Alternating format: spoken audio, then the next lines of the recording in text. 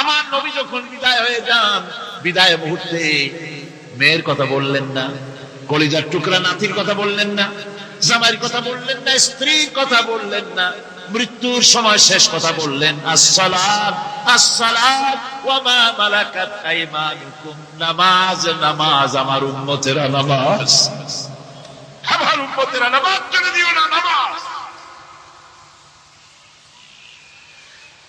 যেই নবী উম্মতের জন্য এত কাঁদলেন, নামাজের জন্য এত কথা বলে গেলেন, আল্লাহ রাব্বুল আলামিন নামাজের জন্য এত নির্দেশ করলেন, নবীজি ইন্তেকালের সময় নামাজের কথা বলে দিলেন, সেই মুসলমান আজ নামাজ আদায় করে না, নামাজ পড়ে তো নামাজ শুদ্ধ হয় না। হযরতে হুযায়ফা রাদিয়াল্লাহু তাআলা আনহু তিনি একবার ইয়েমেন সফর করেছিলেন, এক মসজিদে নামাজ পড়লেন, একজনকে তিনি নামাজ পড়তে দেখলেন, নামাজ পড়তে দেখে তিনি অপেক্ষা করলেন, লোকটার নামাজ হয়ে যাওয়ার পর তিনি প্রশ্ন করলেন, আল্লাহর বান্দা তুমি কতদিন এরকমের নামাজ পড়তেছ? তিনি বললেন, প্রায় 40 বছর তো হবে আমি এরকম নামাজ পড়তেছি। হযরতে হুযায়ফা বলেন, তুমি কি আমারে চেনো? কয় না, চিনি না। হযরত হুযায়ফা বললেন, আল্লাহর বান্দা শোনো, আমি হচ্ছি আল্লাহর নবী মুহাম্মদুর রাসূলুল্লাহ সাল্লাল্লাহু আলাইহি ওয়াসাল্লামের সাহাবী হুযায়ফা। ও আল্লাহর বান্দা, তুমি যেভাবে নামাজ পড়েছো এই রকম যদি 40 বছর নামাজ পড়ে থাকো, আল্লাহর কসম করে বলি, নবীজি যে নামাজ শিখাইছেন তোমার সে নামাজ হয় নাই, রাসূলুল্লাহ নামাজ হয় নাই। নামাজ পড়লেই হবে না, রাসূলুল্লাহ বলেছেন, সাল্লু কামা রাআইতুমুনি উসাল্লি, নামাজ পড়ো সেইভাবে যেভাবে আমার পড়তে দেখো। বিশ্বাস করুন ভাইরা, নামাজ যদি না হয়, হরতাল করিয়া, মিছিল করিয়া, বিক্ষোভ করিয়া, যে কোনো আন্দোলন করে ইসলামকে বিজয়ী করা যাবে না যতক্ষণ পর্যন্ত নামাজ সহি না হবে। নামাজ হচ্ছে ফাউন্ডেশন, নামাজ নাই কিচ্ছু নাই। ঠুকঠাক করে দুইটা সেজদা দিয়ে উঠে যাবেন, আপনার ইসলামী আন্দোলনের 4 পয়সার দাম নাই। নামাজ আগে, জিহাদের ময়দানেও নামাজ, যেখানে আছেন ওখানেই নামাজ পড়তে, নামাজ নামাজ। এই নামাজ হচ্ছে মুসলমানদের সবচেয়ে বড় জিনিস। নামাজ হয় না, নামাজ যত পড়া হয় অধিকাংশ নামাজ হয় না। নামাজের ভিতরে তা'দীল আরকান, তা'দীল করা ওয়াজিব। যতক্ষণ দাঁড়িয়ে থাকবেন, রুকুতে থাকবেন, যতক্ষণ দাঁড়ায় থাকবেন ততক্ষণ অন্তত এক তাসবিহ পরিমাণ তো বটেই। যদি তা না হয়, রুকুত থেকে দাঁড়ালেন, সেজদায় চলে গেলেন, ওয়াজিব তরক হলো, সো সেজদা দিলেন না, নামাজ ফাসিদ হয়ে গেল, নষ্ট হয়ে গেল। এটা পাগলামি না, নামাজ সহিভাবে আদায় করতে হবে। নামাজ থেকে দাঁড়াবেন, রুকুত থেকে দাঁড়ায় গেলেন, বলবেন রব্বানা লাকাল হামদ, রব্বানা লাকাল হামদ হামদান কাসীরান তাইয়্যিবান মুবারাকান ফীহি। একজন সাহাবী এই দোয়াটা পড়ছিলেন। নামাজ শেষ করে আল্লাহর নবী প্রশ্ন করলেন, নামাজের ভিতরে অতিরিক্ত এই কথাগুলি কে বলেছো? সাহাবী ভয় পেয়ে গেলেন, ভয় ভয় তিনি বললেন, হুজুর আমি বলেছি। হুজুর বললেন, তুমি জানো না আমি নবী, তুমি নবী না, আমি যা দেখি তুমি দেখতে পাও না। তুমি যখন এই দোয়াটা পড়তেছিলেন, আমি লক্ষ্য করেছিলাম আল্লাহর রহমতের ফেরেশতারা প্রতিযোগিতা করতেছিল তোমার আমলনামায় কে কত বেশি নেকি লিখবে।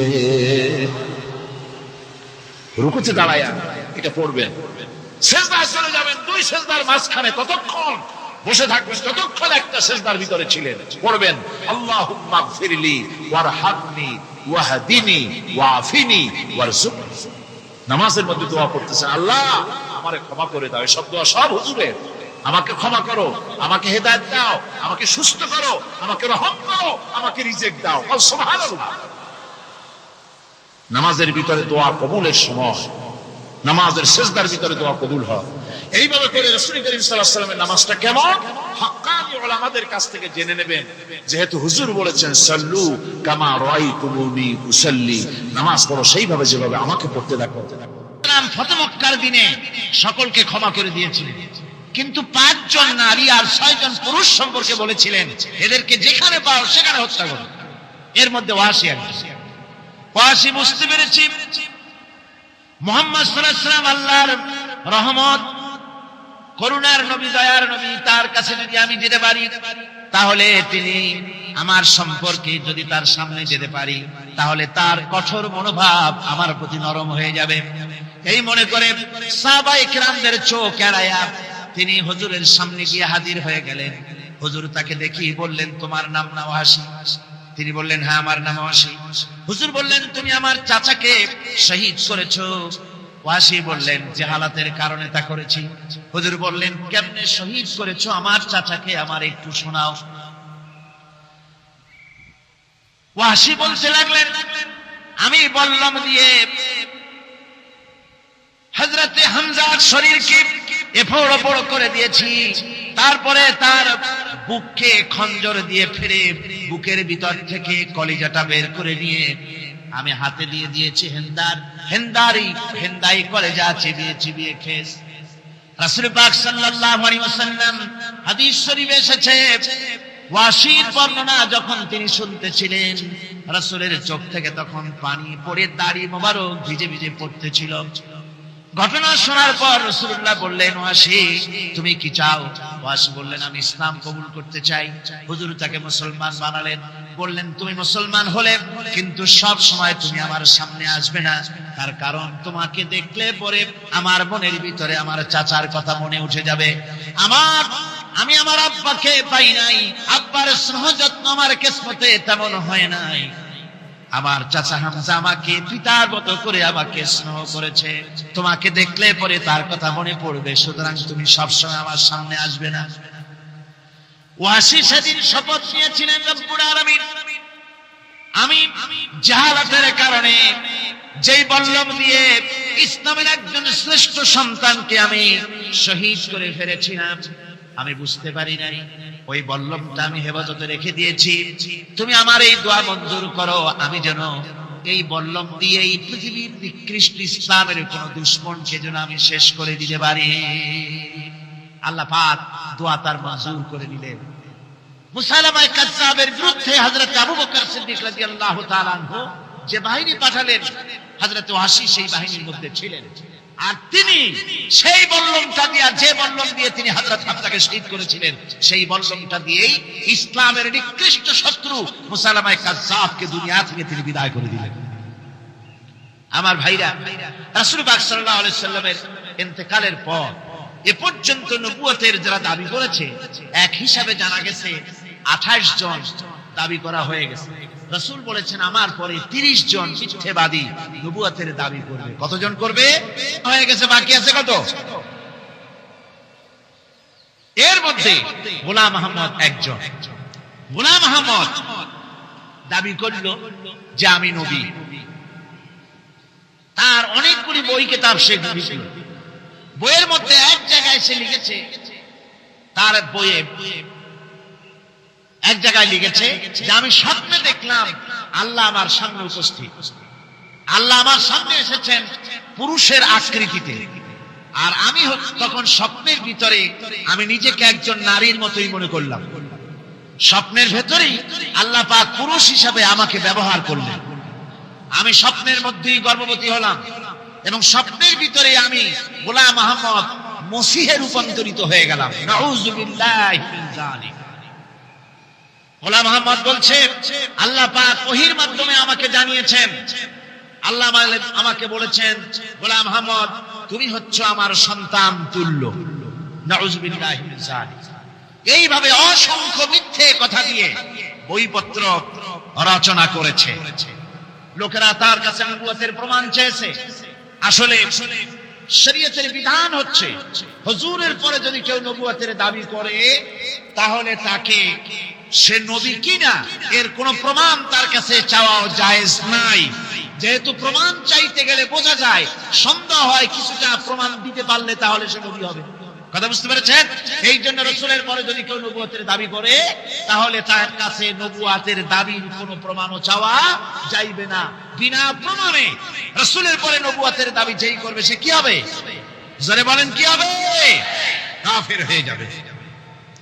দুনিয়ার সমস্ত উলামা, সমস্ত মুহাদ্দিস, সমস্ত মুফাসসির, দুনিয়ার সমস্ত মুফতি সব একমত, কোনো দ্বিমত নাই।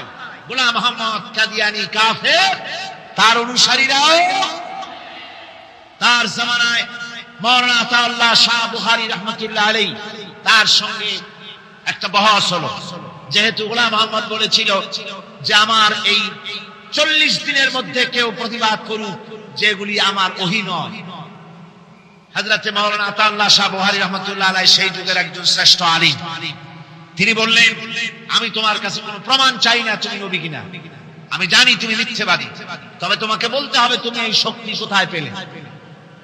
গোলাম মোহাম্মদ বলল কোরআন শরীফই আছে আমার এই শক্তির উৎস। কোথায়? বলল যে এই যে আয়াতটা আমি আপনাদের সামনে তেলাওয়াত করেছি, ঈসা আলাইহিস সালামের ওই কথাই গোলাম মোহাম্মদ বলল যে হযরত ঈসা আমার সম্পর্কে বলেছেন ইয়াতি মিন বাদ ইসমুহু আহমদ, আমার পরে একজন নবী আসবেন, রাসূল আসবেন, তার নাম হবে আহমদ, আমি সেই আহমদ। মাওলানা আতাউল্লাহ বুখারী বলছেন তোমার নাম তো আহমদ না, তোমার নাম হচ্ছে গোলাম আহমদ। তার অর্থ হলো হযরত ঈসা আলাইহিস সালাম যে আহমদের কথা বলেছেন তুমি সেই আহমদের গোলাম। গোলাম আহমদ বললেন দেখুন আমার নামের প্রথম শব্দ গোলাম, এটা হচ্ছে আমার লকব, আমি আমার নামের লকবটা ছেড়ে দিলাম, বাদ দিয়ে দিলাম, আর ব্যবহার করব না, তাহলে তো আমি আহমদ থাকি, আপনি তো আর আপত্তি করতে পারেন না। মাওলানা বুখারী বললেন নামের প্রথম শব্দ বাদ দেওয়া যদি জায়েজ হয় তাহলে তোমার ফতোয়া দিয়ে আমার নামের প্রথম শব্দ বাদ দিয়ে দিলাম, আমার নাম আতা আল্লাহ, নামের প্রথম শব্দ আতা বাদ দিয়ে দিলাম, তো আতা যদি বাদ দেই তাহলে আল্লাহ হই, আর আল্লাহ হয়ে বলছি তোমার মতো গাধাকে নবুয়ত আমি দেই নাই। এরপর এই পৃথিবীর নিকৃষ্ট পাপী এই কাফেরের মউত হলো কোথায়? জোরে বলেন এই কাফেরের মউত হলো কোথায়? পায়খানার ভেতরে মউত হয়েছে। হযরত ওমর রাদিয়াল্লাহু তাআলা আনহু ইসলাম কারে কয় বাবা, ইসলাম কাকে বলে? রোমক সম্রাট তার গোয়েন্দা বিভাগের লোক পাঠাইতেছে, দেখো তো যেভাবে ইসলাম এক একটা দেশ দখল করতেছে, তারা কাজ করবে নিজের জন্য, অন্যের জন্য কাজ করো, এটি হলো ইসলামের নির্দেশ।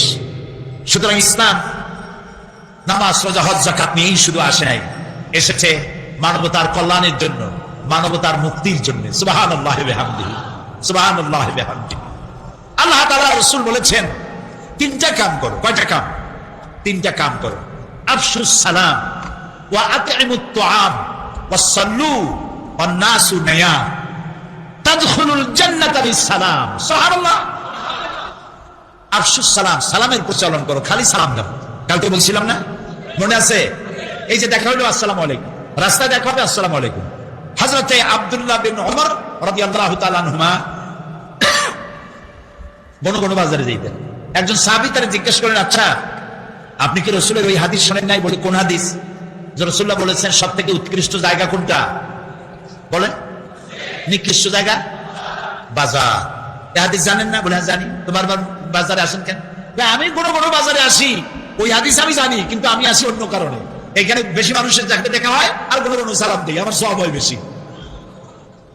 আহারে মুসলমান, একজন আরেকজনের সাথে দেখা হবে আসসালামু আলাইকুম ওয়া রাহমাতুল্লাহ, বিনা পয়সায় দোয়া। আরেকজন কবে ওয়া আলাইকুম আসসালাম ওয়া রাহমাতুল্লাহি ওয়া বারাকাতুহু ওয়া মাগফিরাতুহু ওয়া রিদওয়ানুহু ওয়া জান্নাতুহু। সুবহানাল্লাহ। যত বেশি শব্দ প্রয়োগ করবেন ততই 10 করে নেকি হইতে থাকবে। এরপরে হাত মিলাবেন।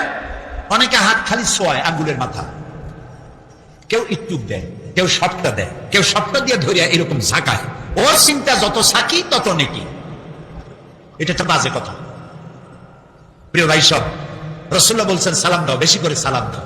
ওয়া আতইমুত তুআম, আর মানুষকে খাইতে দাও। জাহান্নামে যারা যাবে কারণ হবে দুইটা, অনেক কারণের মতো কারণ হবে কয়টা? দুইটা। ইয়াতাসাআলুনা আনিল মুজরিমিন মা সালাকাকুম ফি সাকার قالوا لم نك من المصلين ولم نك نطعم المسكين। জাহান্নামীদেরকে প্রশ্ন করা হবে জাহান্নামে আসছে কেন? বলবে দুইটা কারণে, আমরা নামাজ পড়ি নাই আর এতিম মিসকিনকে খাইতে দেই নাই। নাউজুবিল্লাহ। বলে নাউজুবিল্লাহ। এতিম মিসকিনকে খেতে দিবেন, মেহমানদের দাওয়াত দিবেন, বেশি করে খাওয়াবেন। শুধু নিজেই অন্যের বাড়িতে গিয়ে খাবেন না, মানুষকেও দাওয়াত দিয়ে খাওয়াবেন। তাহলে মহব্বত বাড়বে। কি বাড়বে? মহব্বত বাড়বে। আর একটা কি? ওয়াসাল্লু ওয়ান্নাসু নিয়াম। আর নামাজ পড়তে দাঁড়াও ওই সময় যখন মানুষেরা সব ঘুমাইয়া যায়। কোন সময়? রাতে। রাতের কোন অংশে? অর্ধে, এরপরে অথবা তৃতীয় অংশে। এই সময় নামাজটা কেন? কারণ আল্লাহর কাছে, মানুষের কাছে, সব মুমিনের কাছে সব থেকে প্রিয়তম কে? সবাইকে বলতে হবে কে? সুতরাং মানুষ যখন প্রেম করে, ভালোবাসা করার জন্য নোটিশ দেয় না, বিজ্ঞাপন ছাপায় না, রেডিও টেলিভিশনে বিজ্ঞাপন দেয় না। প্রেম করে কিভাবে? গোপনে। গোপনে প্রেম করার জন্য আল্লাহর সাথে দিনের কোলাহল আল্লাহ বন্ধ করে দেন। আল্লাহ রাব্বুল আলামিন বলেন, ওয়াজআলনান নাহারা মাআশা, দিন বানিয়েছি রুজি রোজগার করার জন্য, রিজিক কামাই করার জন্য। ওয়াজআলনাল লাইলা লিবাসা ওয়াজআলনা নাওমাকুম সুবাতা, রাত বানালাম আমি তোমাদের জন্য শান্তির বাহন করে, আচ্ছাদন দিলাম, ঘুমকে বাহন করলাম। এই সুন্দর রাতে সব মানুষ ঘুমিয়ে গেছে, বান্দা এই সময় ঘুমের থেকে জাগো, আমারে সেজদা দাও, সেজদার ভিতরে তোমার যা বলার আছে আমারে বলো। আল্লাহ রাব্বুল আলামিন চতুর্থ আসমানে এসে যান অথবা প্রথম আকাশে আসেন। আর হমেশা দেনে কো তৈয়ার হ্যাঁ, আর হমেশা দেনে কো তৈয়ার হ্যাঁ, जो न मांगे उससे वो बेजार है। সব সময় দিতে প্রস্তুত আল্লাহ রাব্বুল আলামিন।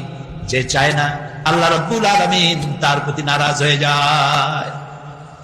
গভীর রাত্রি সিজদার ভিতরে গিয়ে মানুষ যখন কাঁদতে থাকে, আল্লাহ রাব্বুল আলামিন ফেরেশতাদেরকে জিজ্ঞেস করেন, আমার ফেরেশতারা পৃথিবীতে মানুষ যখন সব ঘুমানো, আমার এই বান্দাগুলি কাঁদে কেন, বান্দিরা কাঁদে কেন? ফেরেশতারা বলে, রব্বুল আলামিন ওরা গুনাহ করেছে, তোমার কাছে মাপ চায়, জাহান্নাম থেকে মুক্তি চায়। আল্লাহ প্রশ্ন করেন, ওরা আমার জাহান্নাম দেখেছে নাকি, আমারে দেখেছে নাকি, বেহেশত দেখেছে নাকি? তারা বলবে না, দেখে নাই। রব্বুল আলামিন বলেন, ও আমার ফেরেশতারা, আমার এই বান্দাগুলি আমারে দেখে নাই, ফেরেশতা দেখে নাই, জাহান্নাম দেখে নাই, হাসর নসর কিছুই দেখে নাই, শুধু আমার কোরআনের কথা, আমার নবীর কথা বিশ্বাস করে যেভাবে তারা কাঁদতেছে, তোমরা সাক্ষী থেকে যাও, আমার এই ক্রন্দনরত বান্দাগুলিরে আমি মাফ করে দিলাম। সুতরাং নবীজির কথা মতো যারা সালামের প্রচলন করবেন, মেহমানদের খাওয়াবেন, রাতের বেলায় জেগে নামাজ আদায় করবেন, আল্লাহ রাব্বুল আলামিন তাদেরকে, নবীজি বলেন, তাদখুলুল জান্নাতা বিসসালাম, আল্লাহ তাআলা শান্তির সাথে তাদেরকে জান্নাতে প্রবেশ করাবেন। এই পৃথিবী হচ্ছে মানবতার কল্যাণের জন্য, মানব সভ্যতা বিকাশের জন্য, এই পৃথিবীকে সুন্দর করে সাজিয়ে গুছিয়ে রাখার জন্য আল্লাহ মুসলমানদেরকে দায়িত্ব দিয়েছেন। এটার নামই হচ্ছে ইসলাম। ইসলাম মানবতার কল্যাণ নিয়ে এসেছে, ভালোবাসা নিয়ে এসেছে, মহব্বত নিয়ে এসেছে। ক্ষমতায় যায়া মন্ত্রী হবেন, এমপি হবেন, খাওয়ার চোটে এক একজনের পেট 3টা তরমুজের সাইজ হয়ে যাবে, এই জন্য ক্ষমতায় যাওয়া নয়। কিছু লোক আছে, হায় হায়, ক্ষমতা পাইয়া এমন খাওয়া খাইছে, পেটটারে এত মোটা করছে, কোন রুমের মধ্যে ঢুকতে হলে হাত দিয়ে দরজা খোলার দরকার হয় না, পেটের ধাক্কায় দরজার কাম সারা। আছে না এমন? আছে। হযরত ওমর রাদিয়াল্লাহু তাআলা আনহু রাসূলের শিক্ষায় শিক্ষিত, কোরআনের শিক্ষায় শিক্ষিত আমিরুল মুমিনিন, রাতের বেলায় ঘুরছেন, প্রজা পুঞ্জরা খাইয়ে আছে না না খেয়ে আছে, ইসলাম কারে কয়? তিনি দেখতে পেলেন একটা বাড়ির ভিতরে একটা পুরুষ বারবার ঢোকে আর বের হয়, ঢোকে আর বের হয়। গভীর রাত, গিয়ে প্রশ্ন করলেন, আই মিয়া, তুমি এই বাড়ির মধ্যে বারবার ঢোকে আর বাইরে হও কেন? তুমি কিনা? বলছে, পথিক, আমি তো এই বাড়ির মালিক, তাই বারবার ভেতরে ঢোকার বাইরে হও কেন? বলছে, পথিক সে চেনে নাই আমিরুল মুমিনিনকে। বলছে, আমার মতো বিপদে জীবনে কেউ পড়ে না। বলে, কিরকম? আমার ঘরে আমার বউ আসন্ন প্রসবা, এখনই বাচ্চা হবে, আমার ঘরে কোনো পুরুষ নাই, আমি ছাড়া কোনো মেয়ে লোক নাই, আর আমি এই বিষয় সম্পূর্ণ অনভিজ্ঞ, কিছুই জানি না। আমার স্ত্রীর কষ্ট, আমার জীবন বেরিয়ে যাচ্ছে, আমি কোনো সাহায্য করতে পারছি না। হযরত ওমর রাদিয়াল্লাহু তাআলা আনহু বলছেন, অপেক্ষা করো, দেখি আমি তোমার কোনো সাহায্য করতে পারি কিনা। গোটা পৃথিবীর অর্ধেকটা পৃথিবীর প্রেসিডেন্ট, খলিফাতুল মুসলিমিন, আমিরুল মুমিনিন দৌড় দিলেন। কিছুক্ষণ পরে একটি মেয়ে লোক নিয়ে আসলেন, বাড়িওয়ালাকে বললেন এখানে দাঁড়াও, মেয়ে লোকটিকে ভিতরে ঢুকাই দিলেন। কিছুক্ষণ পরে সেই মেয়ে লোক এসে আমিরুল মুমিনিনকে ডেকে বললেন, আমিরুল মুমিনিন, এই বাড়ির মালিককে বলেন আল্লাহ তাকে একটি পুত্র সন্তান দান করেছেন, পুত্রটিও সুস্থ, তার মাও সুস্থ। বাড়িওয়ালা তো আমিরুল মুমিনিন নাম শুনিয়া পায়ের তলা থেকে মাটি ঘষে গেছে। হযরত ওমর আমার জন্য কষ্ট করছে, দৌড়াইছে, কি আশ্চর্য, আমার তো বেয়াদবি হয়ে গেছে। তিনি করজোড়ে ক্ষমা চাইলেন, আমিরুল মুমিনিন, আল্লাহর রাস্তায় আমারে মাফ করে দেন, আপনি আমারে কষ্ট দিছি, আমি আপনাকে কষ্ট দিয়েছি, আমাকে ক্ষমা করুন। আর এই যে মেয়ে লোকটারে নার্স নিয়ে আসছেন, সেবিকা, কিছু টাকা আপনি তাকে দিয়ে দেবেন, এই টাকাগুলো আপনি নেন। হযরত ওমর বলেন, ও আল্লাহর বান্দা, আমার কাছে ক্ষমা চাইও না, আমার কাছে ক্ষমা চাওয়া উল্টা হবে, কারণ তুমি আমার এলাকার ভিতরে বসবাস করো, তোমার এই কষ্টের কথা তুমি জানাবার আগে আমি নিজেই জেনে যে খেদমত দিতে পারি নাই, এজন্য কিয়ামতের দিন ওমরকে আল্লাহর দরবারে তুমি আসামি বানাইও না। আর যে মেয়ে লোকটিকে টাকা দিতে চাও, ওই মেয়ে লোকটি কোনো পেশাদার নার্স নয়, সেবিকা নয়, যেই মেয়ে লোকটি দিয়ে আমি তোমার স্ত্রীর খেদমত করালাম, ওই মেয়ে লোকটি আমার স্ত্রী। সুবহানাল্লাহ, এর নাম ইসলাম, এর নাম ইসলাম। শুধু নামাজ রোজা হজ যাকাতের জন্য নয়, নামাজ রোজা কম্পালসারি ডিউটি, দাড়ি রাখা মুসলমানের আলামত, মেসওয়াক করা, সুরমা লাগানো, লম্বা জামা গায়ে দেওয়া, এগুলি ইউনিফর্ম। কিন্তু মূল স্পিরিট, আসল জিনিসটা হারাই ফেলেছি, খোলস হারাই ফেলেছি, মূল জিনিস হারাইয়া খোলস ধরে আছি। হ্যাঁ, পাগড়ি আমার দরকার, এটা আমার শিয়ার, আমার পাগড়ি প্রয়োজন, আমার টুপি প্রয়োজন, আমার দাড়ি প্রয়োজন, আমার লম্বা জামা প্রয়োজন, আমার তসবিহ প্রয়োজন, কিন্তু সব থেকে বড় প্রয়োজন ছিল মানব প্রেম। যারা অহংকারী, যারা স্বৈরাচারী, যারা জালিম, আল্লাহ পাক তাদেরকে বলছেন, হে পৃথিবীর মানুষেরা, জেনেরা, যদি সম্ভব করতে পারো, আমার আইন ভালো লাগে না, আমার ইসলাম পছন্দ হয় না, আমার আলেম ভালো লাগে না, আমার কোরআন ভালো লাগে না, অবস্থা যদি এমনটি হয়, বেরিয়ে যাও, বেরিয়ে যাও। নাত্তার সামাওয়াতি ওয়াল আরদ, আমার সার্বভৌমত্বের ভেতর থেকে, আকাশের নিচের থেকে, জমিনের উপর থেকে বেরিয়ে যাও। ফানফুজু লা তানফুজু ইল্লা বিসুলতান। কোথায় যাও? পালাবার জায়গা নাই, বেরোতে পারবে না, আকাশ আর জমিন দিয়ে প্যাকেট করে রেখেছি, পালাবার জায়গা নাই। কোথায় যাইবা? জুলুমের হাত যত আছে করতে থাকো, আর আল্লাহ রাব্বুল আলামিন দেখতেছেন। সুতরাং ইমানদার ব্যক্তি, তার মধ্যে বিনয় আসে, বিনম্র হয়, সে পয়সা করে আসে বলে অহংকার করে না, কারণ আল্লাহ বলেছেন, ওয়াল্লাহুল গানিয়্যু ওয়া আনতুমুল ফুকারা। আল্লাহ সাফ বলে দিয়েছেন, আল্লাহই হচ্ছেন কারো মুখাপেক্ষী নন, সম্পদশালী, আল্লাহর কোনো সম্পদের অভাব নাই। ওয়া আনতুমুল ফুকারা, দুনিয়ায় তোমরা যা বাস করো সব ফকিরের গোষ্ঠী, কিছু নাই তোমাদের, তোমাদের জাতি খাইয়া শেষ করে ভালো, আর আমার কাছে যা আছে আমি শুধু দিতে থাকি, আর ভাণ্ড শুধু ভরাই থাকে, মোটেও খালি হয় না। সুবহান। কাজী মোমেন বান্দা, সে অর্থ এবং বিত্তের অহংকার করে না, বিদ্যার অহংকার করে না। অর্থ বিত্ত কত আছে তোমার, কয় টাকার মালিক? আল্লাহ যদি ইচ্ছে করেন, ব্রেনের ভিতরে যদি টিউমার ঢুকায় দেন, ব্রেনের একটা নার্ভ আর একটা নার্ভের সাথে জড়াই দেবেন, জায়গা হবে কোথায়? হেমায়তপুর। হেমায়তপুর কোথায়? কাশি, পাবনা। সুতরাং আল্লাহ পাক ইচ্ছে করলে এটা করে দিতে পারেন, পারেন না? খুব করতে পারেন। হার্টের ভেতরে ক্যান্সার দিয়ে দিতে পারেন, ১৪ গোষ্ঠী বিক্রি করলো, ডাক্তারের পয়সা হবে না, পারেন না আল্লাহ পাক? পারেন কিনা? পারেন। সেই জন্য যত বড় ধনী হোক, পয়সার মানি হোক, আল্লাহর উপরে ঈমান আনলে পরে যে গুণটা হয়, সে অহংকারী হয় না, বিনয়ী হয়।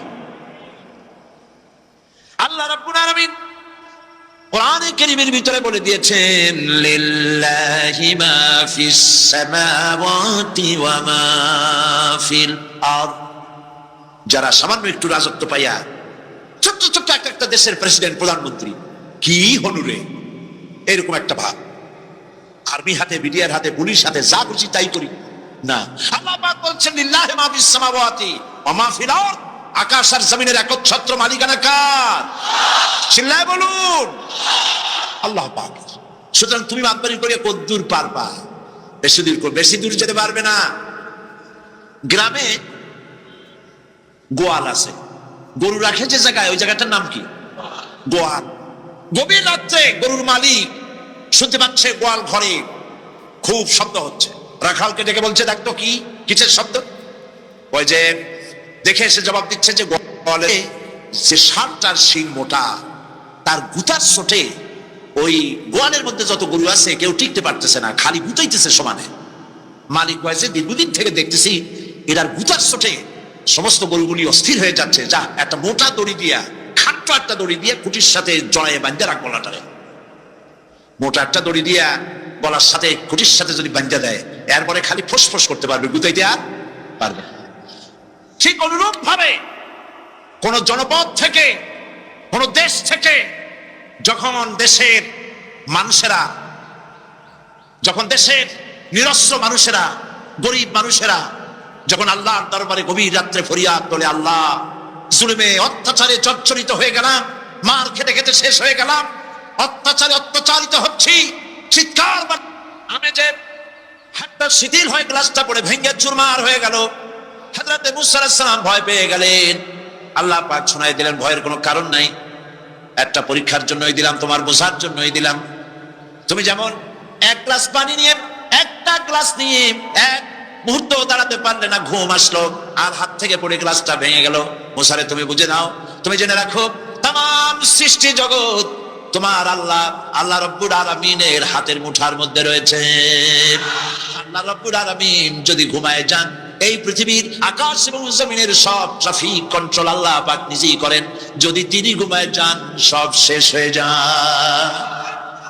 বাংলাদেশে কি হচ্ছে, পৃথিবীর কোথায় কি হচ্ছে, তা আল্লাহ দেখছেন না? চিল্লায় বলো, দেখছেন না? সে আল্লাহ রাব্বুল আলামিন তিনি পরিষ্কার করে বলছেন, যারা নাকি মুমিন বান্দা, তারা অহংকারী হয় না, ক্ষমতায় থাকুক ক্ষমতায় না থাকুক, কোন অবস্থাতেই অহংকারী হতে পারে না। আল্লাহ পাক শোনায় দিয়েছেন, যারা অহংকার করে তাদেরকে পরিষ্কার করে বলেছেন, ওয়ালা তামশি ফিল আরদি মারহান ইন্নাকা লান তাখরিকাল আরদা ওয়া লান তাবলুগাল জিবালা তুলা ওয়ালা তামশি ফিল আরদি মারহান। খবরদার, আমার জমিনের উপরে অহংকারের পথে বড় হেঁটো না। দেখছেন না কত আছে অহংকার করে হাঁটে, জমিনের উপরে জুতা পায়ে দিয়ে মচ মচ করে হাঁটতে থাকে।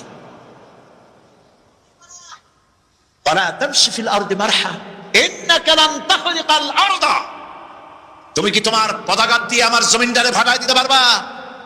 বলেন পারবে? যদি শক্তি থাকে দাও লাথি, তোমার ঠ্যাং ভাঙবে, মাটির কিচ্ছু।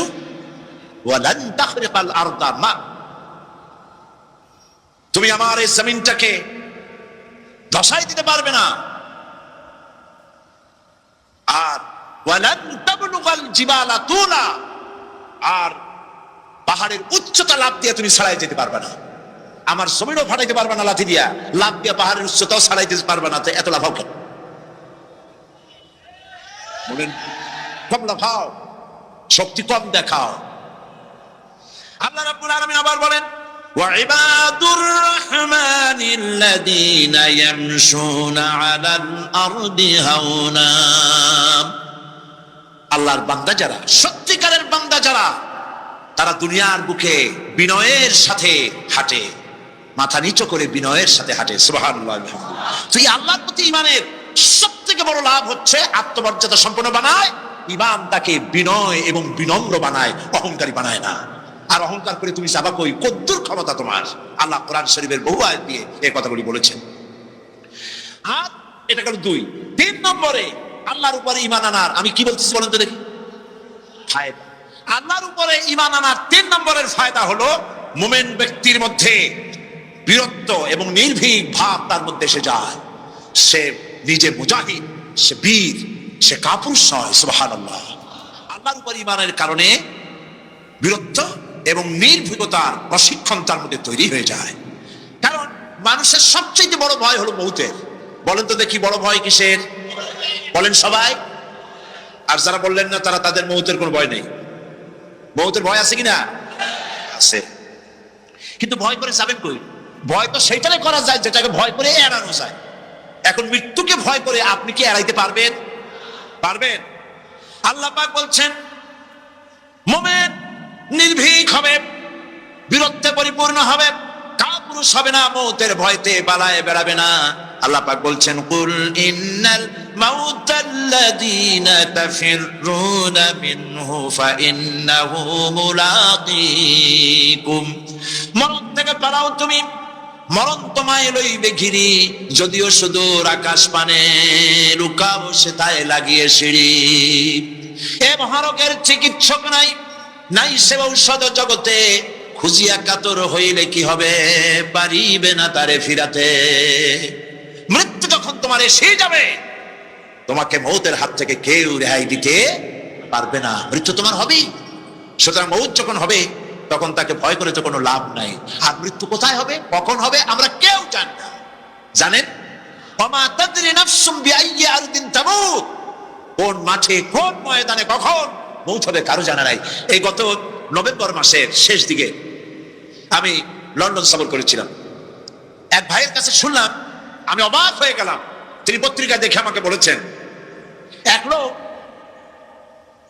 8 তলা থেকে 8 তলা বিল্ডিং এর ছাদের মধ্যে পড়ে গেছে। 8 তলা বিল্ডিং এর ছাদের মধ্যে পড়িয়া তার কিছু হয়নি, হাত পাও ভাঙে নাই, মরেও না, খালি কিছু চামড়া টামড়া ছিঁড়ে গেছে। তাড়াতাড়ি অ্যাম্বুলেন্স আসছে, অ্যাম্বুলেন্সে তাকে নিয়ে গেছে, হসপিটালে নিয়ে যাবে চামড়াগুলো সেলাই করে দেওয়ার জন্য। অ্যাম্বুলেন্সে উঠাইয়া তাড়াতাড়ি অ্যাম্বুলেন্স আসছে। দরজা যেভাবে লাগাইছে দরজাটা ভালোভাবে লাগে নাই। দেখেন না মাইক্রোবাসে বা অ্যাম্বুলেন্সে অনেক সময় দরজা এরকম মারে, মারার পরে অনেক সময় লাগে না, যার জন্য ড্রাইভার বলে যে দরজাটা ভালো করে লাগায় নাই, ঠিক না? দরজাটা ভালো করে লাগে নাই। সামনে চলতে গিয়ে এই গাড়িটার ব্রেক কষতে হয়েছে ড্রাইভারের কোনো কারণে। যেই না ব্রেক কষেছে আর অমনি দরজা যেটা লাগছিল না ভালো করে দরজাটা খুলে গেল। আর রুগীটা 8 তলা কাছে পড়ছিল, ওইটা ছিল পাশে, সে ছিটকে গিয়ে রাস্তায় পড়লো। আর একটা বাস সামনের থেকে এসে মাটিতে তাদের চাপা করে দিয়ে চলে গেল। শুনিয়া আমার মুখ থেকে বেরিয়ে গেল আল্লাহু আকবার। বলেন আল্লাহু আকবার। কি আল্লাহ পাকের কি প্রচন্ড ক্ষমতা, কি ইচ্ছা তার। মৃত্যুর জন্য সময় লাগবে, জায়গাও লাগবে, দুটো জিনিস এক হতে হবে। আল্লাহর যাকে যে মৃত্যু দিবেন, মৃত্যুর জন্য সময় এবং জায়গা দুটোর কম্বিনেশন হতে হবে। 8 তলা থেকে পড়বে ঠিক, কিন্তু মরবে না। আজরাইল অপেক্ষা করতেছে রাস্তায়, বাস আসবে যখন। 8 তলা থেকে পড়লো, অবিশ্বাস্য ভাবে লোকটা বেঁচে গেল। আর হসপিটালে তার যাওয়া হলো না, গাড়ির দরজা খুললো, রাস্তা দিয়ে পড়লো, আজরাইল দ্রুত তার কাম সেরে চলে গেল। সুতরাং মুমিন ব্যক্তি আল্লাহর উপরে ঈমান আনার কারণে দুর্জয় মনোবল সৃষ্টি হয়। কাপুরুষ জীবনে কয়েকবার মরে। সাইকেলের টায়ার বাস্ট হয়েছে শুনে বেহুশ হয়, তারপরে ট্রাকের টায়ার বাস্ট হয়েছে শুনলে কানের তলা ফেটে যায়, বোম বাস্ট হয়েছে আওয়াজ শুনে হার্ট ফেল করে, পাতিসেলের ডাক শুনলে কোনো হুশই থাকে না। এই হচ্ছে কাপুরুষদের কাজ। আর ইমানদার, ইমানদার ব্যক্তি এগুলি পরোয়া করে না। তার জানা আছে যে আমার নির্ধারিত সময়ের এক মুহূর্ত আগে আমার মৌত হবে না। তো মৌত যখন আমার জন্য অবধারিত, দুনিয়ায় আসছি যখন, মৌত যখন হবে, সেই মৌত বিড়ালের মতো হোক তাকে চান, পাতিশিয়ালের মতো হোক তাকে চান। আমি তো বলি যে বিড়ালের মতো 500 বছর বেঁচে থাকার কোনো লাভ নাই, সিংহের মতো 5 মিনিট বাঁচুন। মির্জাফরের মতো 50 বছর বেঁচে থাকায় লাভ নাই, খালিদ বিন ওলীদের মতো, সিরাজউদ্দৌলার মতো বেঁচে থাকুন। এই ক্ষণস্থায়ী জীবনকে কেন সেই অনন্ত সুখময় জীবনের জন্য উৎসর্গ করে দেব না, যা আল্লাহর কাছে পাওয়া যাবে কিয়ামতের দিন। দেখেন, মৃত্যু হওয়া উচিত মুসলমানদের, শাহাদাতের মৌত হওয়া উচিত। কি মৌত হওয়া উচিত? আল্লাহকে আজকে প্রাণ খুলে বলি, আল্লাহ জীবন তো নিবাই, সুতরাং জীবন যখন নিবা, মৌতটা শাহাদাতের মৌত তুমি আমাদের দান করে দিও। কাপুরুষের মতো মরতে চাই না, শাহাদাতের মৌত চাই। সুবহানাল্লাহ বলেন, আমিন বলেন। মুমিন ব্যক্তি তার বড় ফায়দা, সে সাহসী হয়। সুবহানাল্লাহ বলেন। দেখেন বুখারী শরীফের হাদিস, যুদ্ধের জন্য, বদরের যুদ্ধ, হুজুর সাল্লাল্লাহু আলাইহি ওয়াসাল্লাম সৈন্যদেরকে রিক্রুট করছেন, কিন্তু কথা বলতে গিয়ে রাসূল করিম সাল্লাল্লাহু আলাইহি ওয়াসাল্লাম দাওয়াত দিচ্ছেন, কিন্তু মনে মনে চিন্তাও করছেন যে সামান্য কিছু লোক, অস্ত্রপাতি কম, এই জিহাদের অবস্থাটা তারা কিভাবে নেবে। একজন যুবক সাহাবী দাঁড়ায় গেলেন, তার নাম মিকদাদ রাদিয়াল্লাহু তাআলা। যুবক, এই পৃথিবীতে যুবকদের ইসলামের সবচাইতে অবদান কাদের? চিল্লায় বলো। যুবকদের অবদান সবচাইতে বেশি। হযরত মিকদাদ রাদিয়াল্লাহু তাআলা আনহু তিনি দাঁড়ায় গেলেন, তিনি বললেন, ইমদি বিনা ইয়া রাসূলুল্লাহ হাইসুমা তাশা। হাদিস, হে রাসূল, আপনি আমাদেরকে নিয়ে চলুন। কত সৈন্য তারা আসতেছে, কত অস্ত্র নিয়ে আসতেছে, এটা আমাদের ভাববার বিষয় নয়। আপনি আমাদের নিয়ে চলুন। হাইসুমা তাশা আয় হাইসুমা আমারাকাল্লাহ, আল্লাহ আপনাকে যেদিকে আমাদের নিয়ে যাইতে কয় আপনি সেই দিকে আমাদের নিয়ে চলুন। ইন্না লা নাকুলু লাকা কামা ক্বালা বনু ইসরাঈল লিমূসা আলাইহিস সালাম, ইযহাব আনতা ওয়া রাব্বুকা ফাকাতিলা ইন্না হাহুনা কাঈদুন। অর্থাৎ, হে রাসূল, আমরা বনি ইসরাইলের মতো বলবো না। শুনেন, আমরা বনি ইসরাইলের মতো বলবো না যে মুসা তুমি এবং তোমার আল্লাহ এই দুইজনই গিয়ে ফিরআউনের বিরুদ্ধে যুদ্ধ করো, আমরা যাবো না, আমরা এখানে বসে থাকবো। এই কথা আমরা বলবো না। আমরা মুসা আলাইহিস সালামের উম্মত নই, আমরা মুহাম্মদ সাল্লাল্লাহু আলাইহি ওয়াসাল্লামের উম্মত।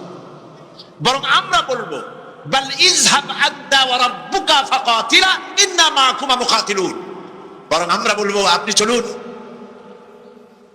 আমরা আপনার সাথে আল্লাহর হুকুম মাফিক লড়বো, জিহাদ করব। ততক্ষণ পর্যন্ত মা দামাত আইনুম মিন্না তাতাররাফ, যতক্ষণ পর্যন্ত আমাদের চোখের পাতা নড়তে থাকে ততক্ষণ আপনার সাথে থেকে কাফেরের বিরুদ্ধে লড়াই করে যাব। জীবনের পরোয়া তারা করেন নাই, জীবনের পরোয়া করেননি। হুজুর সাল্লাল্লাহু আলাইহি ওয়াসাল্লাম দারুণ ভাবে খুশি হয়ে গেলেন। হুজুর হেজিটেট ফিল করছিলেন যে এই সামান্য কিছু লোক, অস্ত্র নাই, পাতি নাই, এতগুলি লোকের বিরুদ্ধে যুদ্ধ করতে যাবে। যুবকের মুখে এই কথা শুনে হুজুর দারুণ খুশি হলেন। আল্লাহর নবী বললেন, কুমু বিনা ইলা জান্নাতিন জান্নাতুন আরদুহা কারদিস সামাওয়াতি ওয়াল আরদ। ও সাহাবীরা, তোমাদের মনোভাব যখন এই, তোমাদের মানসিকতা যখন এই, চলো আমার সাথে বেহেশতের দিকে, সেই জান্নাতের দিকে যেই জান্নাত আল্লাহর আকাশ আর জমিনের চাইতে অনেক প্রশস্ত। চলো আমার সাথে বেহেশতে, সুবহানাল্লাহ, চলো আমার সাথে জান্নাতে। ফাকামা উমাইর বিন হামাম ওয়া কানা ইয়াকুলু আত-তামার। হযরত উমাইর নামক একজন যুবক দাঁড়ায় গেলেন এবং তিনি হাতে কতগুলি খরমা ছিল, সেই খরমাগুলি তিনি চিবোচ্ছিলেন। রাসূলুল্লাহর বক্তৃতা শুনতেছিলেন আর খরমা চাবাচ্ছিলেন। খরমা চাবান, বিচিগুলি ফেলে দেন, এভাবে করতেছেন, হাতে কতগুলো খরমা। হযরতে উমাইর বলছেন, ওয়াকালা বাখ বাখ, অর্থাৎ আয় আযমাহু আয় আহসানাহু। হে রাসূল, আপনি কি সুন্দর কথা বললেন। আপনার সাথে লড়াই করতে যাব কাফেরদের বিরুদ্ধে, সেই লড়াই করলে এমন বেহেশত পাবো যে বেহেশত হবে আকাশ আর জমিনের চাইতেও প্রশস্ত। তাহলে ওয়াল্লাহি হাত্তা আকুলাহুন্না ইন্না হাযা হায়াতুন তাবিলা, তাহলে আমার হাতে যে খরমাগুলি আছে এই সমস্ত খরমাগুলি খেতে গেলে কিন্তু অনেক সময় লেগে যাবে। এত সময় বেহেশতে যাওয়ার জন্য আমি তো তর সহ্য করতে পারবো না। ফারামাবিহিন্না, হাতের সব খরমা ভাড়ায় দিলেন, যুদ্ধে ঝাঁপায় পড়লেন। অনেকক্ষণ কাফেরদের বিরুদ্ধে লড়াই করে হযরত উমাইর শাহাদাত বরণ করলেন। রাসূলুল্লাহ তার লাশের কাছে গিয়ে আঙ্গুল দিয়ে ইশারা করে বললেন, ইন্নাকা মিন আহলিহা। উমাইর, তুমি যেই বেহেশতে যাওয়ার জন্য খরমাগুলি খাওয়ার সময় পাচ্ছিলে না, তাড়াতাড়ি করে খরমাগুলি হাত দিয়ে ফেলে দিয়েছিলে, আমি আল্লাহর রাসূল, আমি সাক্ষী দিচ্ছি অবশ্যই আল্লাহর সেই জান্নাত তোমার জন্য অবধারিত। মুমিন ব্যক্তি সে কখনো মৃত্যুর ভয়ে উদ্দেশ্য হাসিল থেকে চুপ করে বসে থাকে না। সে ভয় করে কেবলমাত্র কাকে? সে মৃত্যুর ভয়, মৃত্যু হবে এবং আমার জন্য বিশ্বাস রাখতে হবে, আমার জন্য যদি কোনো বুলেট এর উপরে আমার নাম লেখা থাকে, পৃথিবীর সমস্ত মানুষ আমাকে পাহারা দিয়ে সেই বুলেট থেকে আমাকে রক্ষা করতে পারবে না। আর যদি কোনো বুলেটে আমার নাম লেখা না থাকে, সারা পৃথিবীর সমস্ত মানুষ বৃষ্টির মতো গুলি বর্ষণ করলেও একটি গুলিও আমাকে বিদ্ধ করতে পারবে না। এটার নাম হলো ঈমান। এটার নাম কি? এই ঈমান পেলাম কোথায়? কোথায় পেলাম? কোরআন শরীফ। কোথায় পেয়েছি? আল্লাহ রাব্বুল আলামিন বলেন, وما هم بضارين به من أحد إلا بإذن الله। একথা সুস্পষ্ট, আল্লাহর অনুমতি ব্যতিরেকে বান্দার কোনো ক্ষতি সাধন কেউ করতে পারে না। জোরে বলেন সুবহানাল্লাহ। কেউ কারো কোনো ক্ষতি করতে পারবে না। যেটা ক্ষতি যদি কিছু থাকে কিসমতে, ওটা তো মুকদ্দার ছিল, তকদির ছিল, সেটাই হবে, এর বাইরে কিছুই হবে না। সুতরাং মুমিন ব্যক্তি সে সাহসী হবে, সে কখনো চিন্তা করবে না মৃত্যুর ভয়ের। উদ্দেশ্য হাসিলের জন্য হয় শরীরের পতন, না হয় মন্ত্রের সাধন, ডু অর ডাই। সে আল্লাহর জন্য তার জীবন দিতে প্রস্তুত থাকবে। কারণ আল্লাহ রাব্বুল আলামিন বলেছেন, ইন্নাল্লাহা আশতারা মিনাল মুমিনিনা আনফুসাহুম ওয়া আমওয়ালাহুম বিআন্না লাহুমুল জান্নাহ। আল্লাহ পাক বলেন, আমি আমার মুমিনের জান আর মালকে আমি খরিদ করে নিয়েছি, বিনিময়ে আমার বান্দাকে আমার জান্নাত দান করে দিয়েছি। জোরে বলেন সুবহানাল্লাহ। মুমিনের জান আর মালকে নিয়েছেন, বিনিময়ে কি দেবেন? জান্নাত দান করে দিবেন। এটা হলো মুমিনদের আল্লাহর প্রতি ঈমান আনার জন্য 3 নম্বরের কোয়ালিটি। 4 নম্বরে আল্লাহর উপর ঈমান আনলে 4 নম্বরের যে ফায়দাটা, সে ফায়দা হচ্ছে আশাবাদ এবং মানসিক প্রশান্তি। আল্লাহর প্রতি একটা নির্ভরতা এবং আশার সৃষ্টি হয়ে যায়, সে কখনো নিরাশ হয় না। কারণ একটা মানুষ পাপ করলো, চুরি করেছে, ডাকাতি করেছে, জেনা করেছে, হত্যা করেছে, শয়তানি করেছে, বদমাশি করেছে, সব করেছে। এখন শয়তান তাকে ওয়াসওয়াসা দিতে পারে। সেই জন্য আল্লাহ রাব্বুল আলামিন বলেছেন, লা তাকনাতু মির রাহমাতিল্লাহ, বান্দারে আমার রহমত থেকে নিরাশ হয়ে যেও না। আল্লাহর রহমত, বান্দা তোমার গুনাহ কতটুকু? তোমার গুনাহ যদি হয় পাহাড় সমান, আমার রহমত আকাশ সমান। তোমার গুনাহ যদি হয়ে যায় আকাশ সমান, তাহলে আমার রহমত আমার আরশে আজিমকে ছাড়াই গেছে। সুবহানাল্লাহ, সুবহানাল্লাহ বলুন। সুতরাং মুমিন বান্দার এই আশা থাকে। গুনাহ মানুষে করেই, গুনাহ করা স্বাভাবিক। আল্লাহ পাক বলেছেন, যে ব্যক্তি গুনাহ করে আর এরপরে আমার কাছে মাফ চায়, আমি তাকে ক্ষমা করে দেই, মাফ করে দিই। সুবহানাল্লাহ। সুতরাং ইমানদার লোকদের আশা হয়, দুরারোগ্য ব্যাধি তাকে ধরেছে, সে হতাশ হবে না, মরে যাওয়ার জন্য প্রতীক্ষায় সে সময় গুনবে না, বরং তার মনের মধ্যে আশার সঞ্চার হবে, আমার রোগ আল্লাহ ভালো করে দিতে পারেন না? আমাদের জাতির পিতা কি নাম কি? হযরত ইব্রাহিম আলাইহিস সালাম। কোরআন শরীফের ভিতরে তার কথা আল্লাহ পাক কোট করে দিয়েছেন। আমাদের জাতির পিতা হযরত ইব্রাহিম আলাইহিস সালাম বলেছেন, আল্লাযী খালাকানি ফাহুয়া ইয়াহদিন। আল্লাহ তিনি আমাকে সৃষ্টি করেছেন, তিনি আমাকে রাস্তা দেখান। ওয়াল্লাযী হুয়া ইউতঈমুনি ওয়া ইয়াসকিন। আর আমি যখন ক্ষুধার্ত হই তিনি আমাকে খাওয়ান, যখন তৃষ্ণার্ত হই তিনি আমাকে পান করান। ওয়া ইযা মারিতু ফাহুয়া ইয়াশফিন। আর যখন আমি অসুস্থ হই, রোগাক্রান্ত হই, আল্লাহ রাব্বুল আলামিন তখন আমাকে রোগমুক্ত করে দেন। সুবহানাল্লাহ। আমার অসুখ হলে কে রোগমুক্ত করেন? সুতরাং দীর্ঘস্থায়ী কোনো রোগ হয়েছে, মুমিন হতাশ হবে না, মুমিন হতাশ হবে না। হতাশ হয় কেবলমাত্র কাফের। হতাশ হয় কে? মুমিন কখনো হতাশ হয় না। হতাশ হয় ইমানের পরিপন্থী কাজ। আল্লাহ পাক বলেছেন, লা তাকনাতু মির রাহমাতিল্লাহ, আমার রহমত থেকে মায়ুস হও না। দেখেন হযরত আইয়ুব আলাইহিস সালামের কত বড় রোগ হয়েছে, শরীর পোকায় ধরেছে, জর্জরিত হয়েছে, দুর্গন্ধ হয়েছে, গ্রামের লোকেরা তাকে বের করে দিয়েছে, স্ত্রী পুত্র পরিজন সব চলে গিয়েছে। এমনকি জিহ্বায় যখন পোকা ধরল, হযরত আইয়ুব আলাইহিস সালাম আল্লাহ রাব্বুল আলামিনের দরবারে ফরিয়াদ করলেন, আন্নী মাসসানিয়াদ-দুররু ওয়া আনতা আরহামুর রাহিমিন। আয় আল্লাহ, আমি অসুস্থ হয়ে পড়েছি, আমি রোগাক্রান্ত হয়েছি, আর তোমার নাম রহমান রহিম, তুমি আমাকে রোগমুক্ত করো। হযরত আইয়ুব আলাইহিস সালাম আল্লাহর দরবারে ফরিয়াদ করলেন, রব্বুল আলামিন সারা শরীরে পোকায় জর্জরিত হয়ে গেছে, এখন আমার জিহ্বায় পোকা ধরেছে, মাবুদ গো আমি তোমার কাছে ফরিয়াদ করি, আমার জিহ্বায় পোকা দিও না, কারণ জিহ্বাটাও যদি নষ্ট হয়ে যায় তাহলে তোমার মতো আল্লাহর জিকির আমি কি দিয়া করব।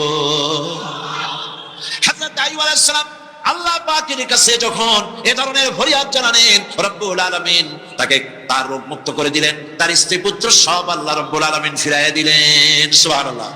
সুতরাং মুমিন ব্যক্তি, কোরআন শরীফে সব আছে, কোরআনের মতো শ্রেষ্ঠ ওয়াজের কিতাব পৃথিবীতে আর শুধু বোঝার দরকার। বিপদে যত বড় বিপদ আসুক, কোন বিপদে মুমিন ধৈর্য হারাবে না।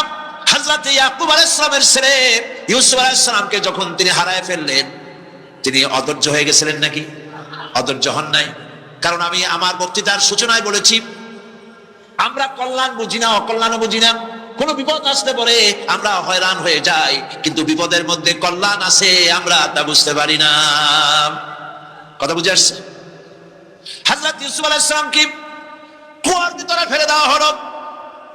11 ভাই মনে করেছে কুয়ার ভিতরে ফেলে দিয়া ইউসুফ আলাইহিস সালামকে মেরে ফেললাম, কিন্তু তারা বোঝে নাই আসল কামটা কি হয়েছে।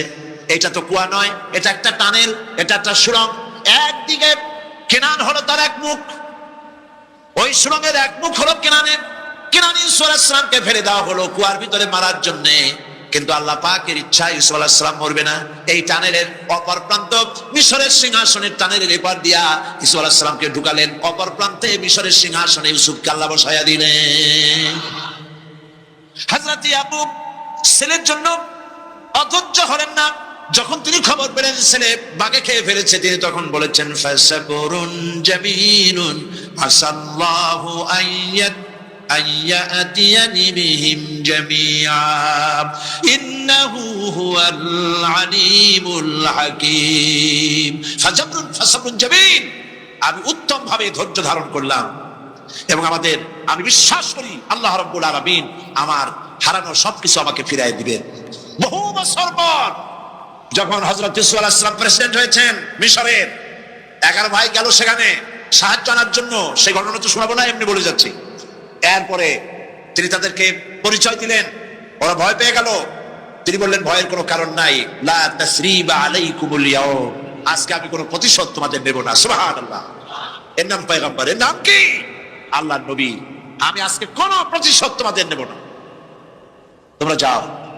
পিতার অবস্থা তিনি জানলেন, কাঁদতে কাঁদতে পিতার চোখ দুটো নষ্ট হয়ে গেছে। ইয়াকুব আলাইহিস সালাম, হযরত ইউসুফ আলাইহিস সালাম বললেন যাও। নিজের জামাটা খুললেন, গায়ের জামা খুলে বললেন ভাইরা আমার এই জামা নিয়ে যাও, আর আমার আব্বার চোখের উপরে এই জামাটা রেখে দিও। ছেলেরা যখন হযরত ইউসুফ আলাইহিস সালামের জামা নিয়ে মিশর থেকে রওনা করেছে, গল্প নয়, উপন্যাস নয়, আল্লাহ পাক এই কোরআন শরীফের সূরা ইউসুফে বলেছেন জামা নিয়ে মিশর থেকে রওনা করেছেন। কোথায় মিশর আর কোথায় কেনান? কেনানে বসে হযরত ইয়াকুব আলাইহিস সালাম বলছেন, তোমরা যদি আমাকে মতিভ্রম পান, কোন বস্তু নাই, মাবুদ নাই, তোমার পবিত্রতা ঘোষণা করছি, আমি জালিমদের অন্তর্ভুক্ত হয়ে গেছি। ইউনূস আলাইহিস সালাম যখন কাঁদতেছিলেন, আল্লাহ রাব্বুল আলামিন সেই কান্না শুনেছিলেন কিনা বলেন? শুনছিলেন কিনা? শুনতে পেয়েছিলেন কিনা? পানির ভিতরে কেউ শুনে নাই, মাছের পেটের ভিতরে ইউনূস আলাইহিস সালাম কিভাবে চিৎকার করছেন, মাছের পেটের ভিতরের আওয়াজ পানির ভিতরে কেউ শুনে নাই, জমিনের কেউ শুনে নাই, অন্তরিক্ষে কেউ শুনে নাই, 7 আকাশের ভিতরে কেউ শুনে নাই, কিন্তু আরশে আজিমের মালিক আল্লাহ রাব্বুল আলামিন শুনতে পেয়েছেন। সঙ্গে সঙ্গে রাব্বুল আলামিন জবাব দিলেন, ফাস্তাজাবনা লাহু ওয়া নাজাইনাহু মিনাল গাম্মি ওয়া কাযালিকা নুজিল মুমিনিন। পড়েন, ফাস্তাজাবনা লাহু ওয়া নাজাইনাহু মিনাল গাম্মি ওয়া কাযালিকা নুজিল মুমিনিন। আমি ইউনূসের ডাকের জবাব দিলাম। কে বলতেছেন? বড় করে বলেন, কে বলছে? আল্লাহ। সুবহানাল্লাহ। আপনারা কি ভয় পাইছেন? ভয় পেয়েছে মুসলমান? আল্লাহ রাব্বুল আলামিন বলেন, আমি আমার ইউনূসের ডাকের জবাব দিলাম। শুধু জবাব দেই নাই, আমি ইউনূসকে তার মাছের পেটের ভিতর থেকে বাঁচাই দিলাম। মাছের পেটের মধ্যে বেদনা শুরু হয়ে গেল, এমন বেদনা হয়েছে মাছ এখন বমি না করে পারে না। কথা বুঝতে পেরেছেন? মাছ এখন বমি না করে পারে না, পানির উপরে মাছ ভেসে উঠল। আল্লাহ কোরআন শরীফের ভিতরে বলছেন, মাছ সাতরায়া কিনারায় চলে গেল, ইউনূস আলাইহিস সালামকে বমি করে ফেলে দিল। ইউনূস আলাইহিস সালাম বেঁচে গেলেন। আল্লাহ পাক বলেন, শুধু ইউনূসকে বাঁচাইলাম না, বরং আমি সকলের জন্য আশার বাণী শোনাই, শোনো মুমিনেরা, ওয়া কাযালিকা নুজিল মুমিনিন। মুমিন বান্দা যারা, যত বড় বিপদ আসুক আমারে ডাকো, আমি বিপদ দিয়ে বাঁচাই দেব। সুবহানাল্লাহ। বিপদ থেকে আমি বাঁচাই দেব। আল্লাহ পাক বলেছেন ফাইন্না মাআল উসরি ইউসরান, ইন্না মাআল উসরি ইউসরা। জেনে রাখো, দুঃখ এবং কষ্টের পরে রয়েছে সুযোগ সুবিধা, আর অসচ্ছলতার সাথে রয়েছে উদার সচ্ছলতা। যত বড় বিপদ আসছে, এই বিপদের পরে আল্লাহ পাক তার গোলামদের উপরে রহমত নাজিল করবেন ইনশাআল্লাহ। সুতরাং ঈমানদার লোকেরা, তাদেরকে আল্লাহ পাক বলছেন কোনো ভয় নাই, কোনো চিন্তা নাই, যত বড় বিপদে পড়ো আমারে ডাকো, আমি ডাকের সাড়া দিয়ে দেব। সবাই আল্লাহরে ডাকেন, সুবহানাল্লাহ ওয়ালহামদুলিল্লাহ লা ইলাহা ইল্লাল্লাহ। জোরে পড়েন সুবহানাল্লাহ ওয়ালহামদুলিল্লাহ লা ইলাহা ইল্লাল্লাহ, সুবহানাল্লাহ ওয়ালহামদুলিল্লাহ।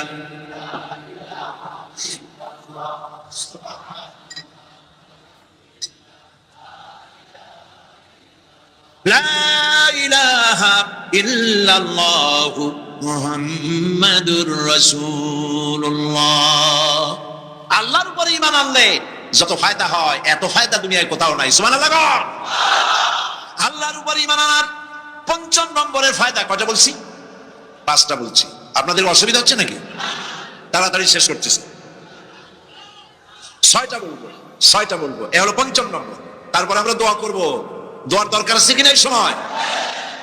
5ম নম্বরে আল্লাহর উপরে ঈমান আনলে পরে আরেকটি বড় ফায়দা, সেটা হলো কঠিন এবং কঠোর বিপদে আল্লাহ পাক তার মধ্যে অবিচলতার এবং ধৈর্য ধরার তৌফিক দিয়ে দেন। সুবহানাল্লাহ।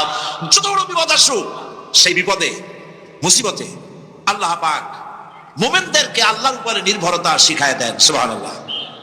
কারণ মুমিনদের জানা আছে যে ঈমানদারদের বিপদ নতুন কিছু নয়, একেবারে আদম আলাইহিস সালাম থেকে শুরু হয়ে আসছে, ঠিক কিনা?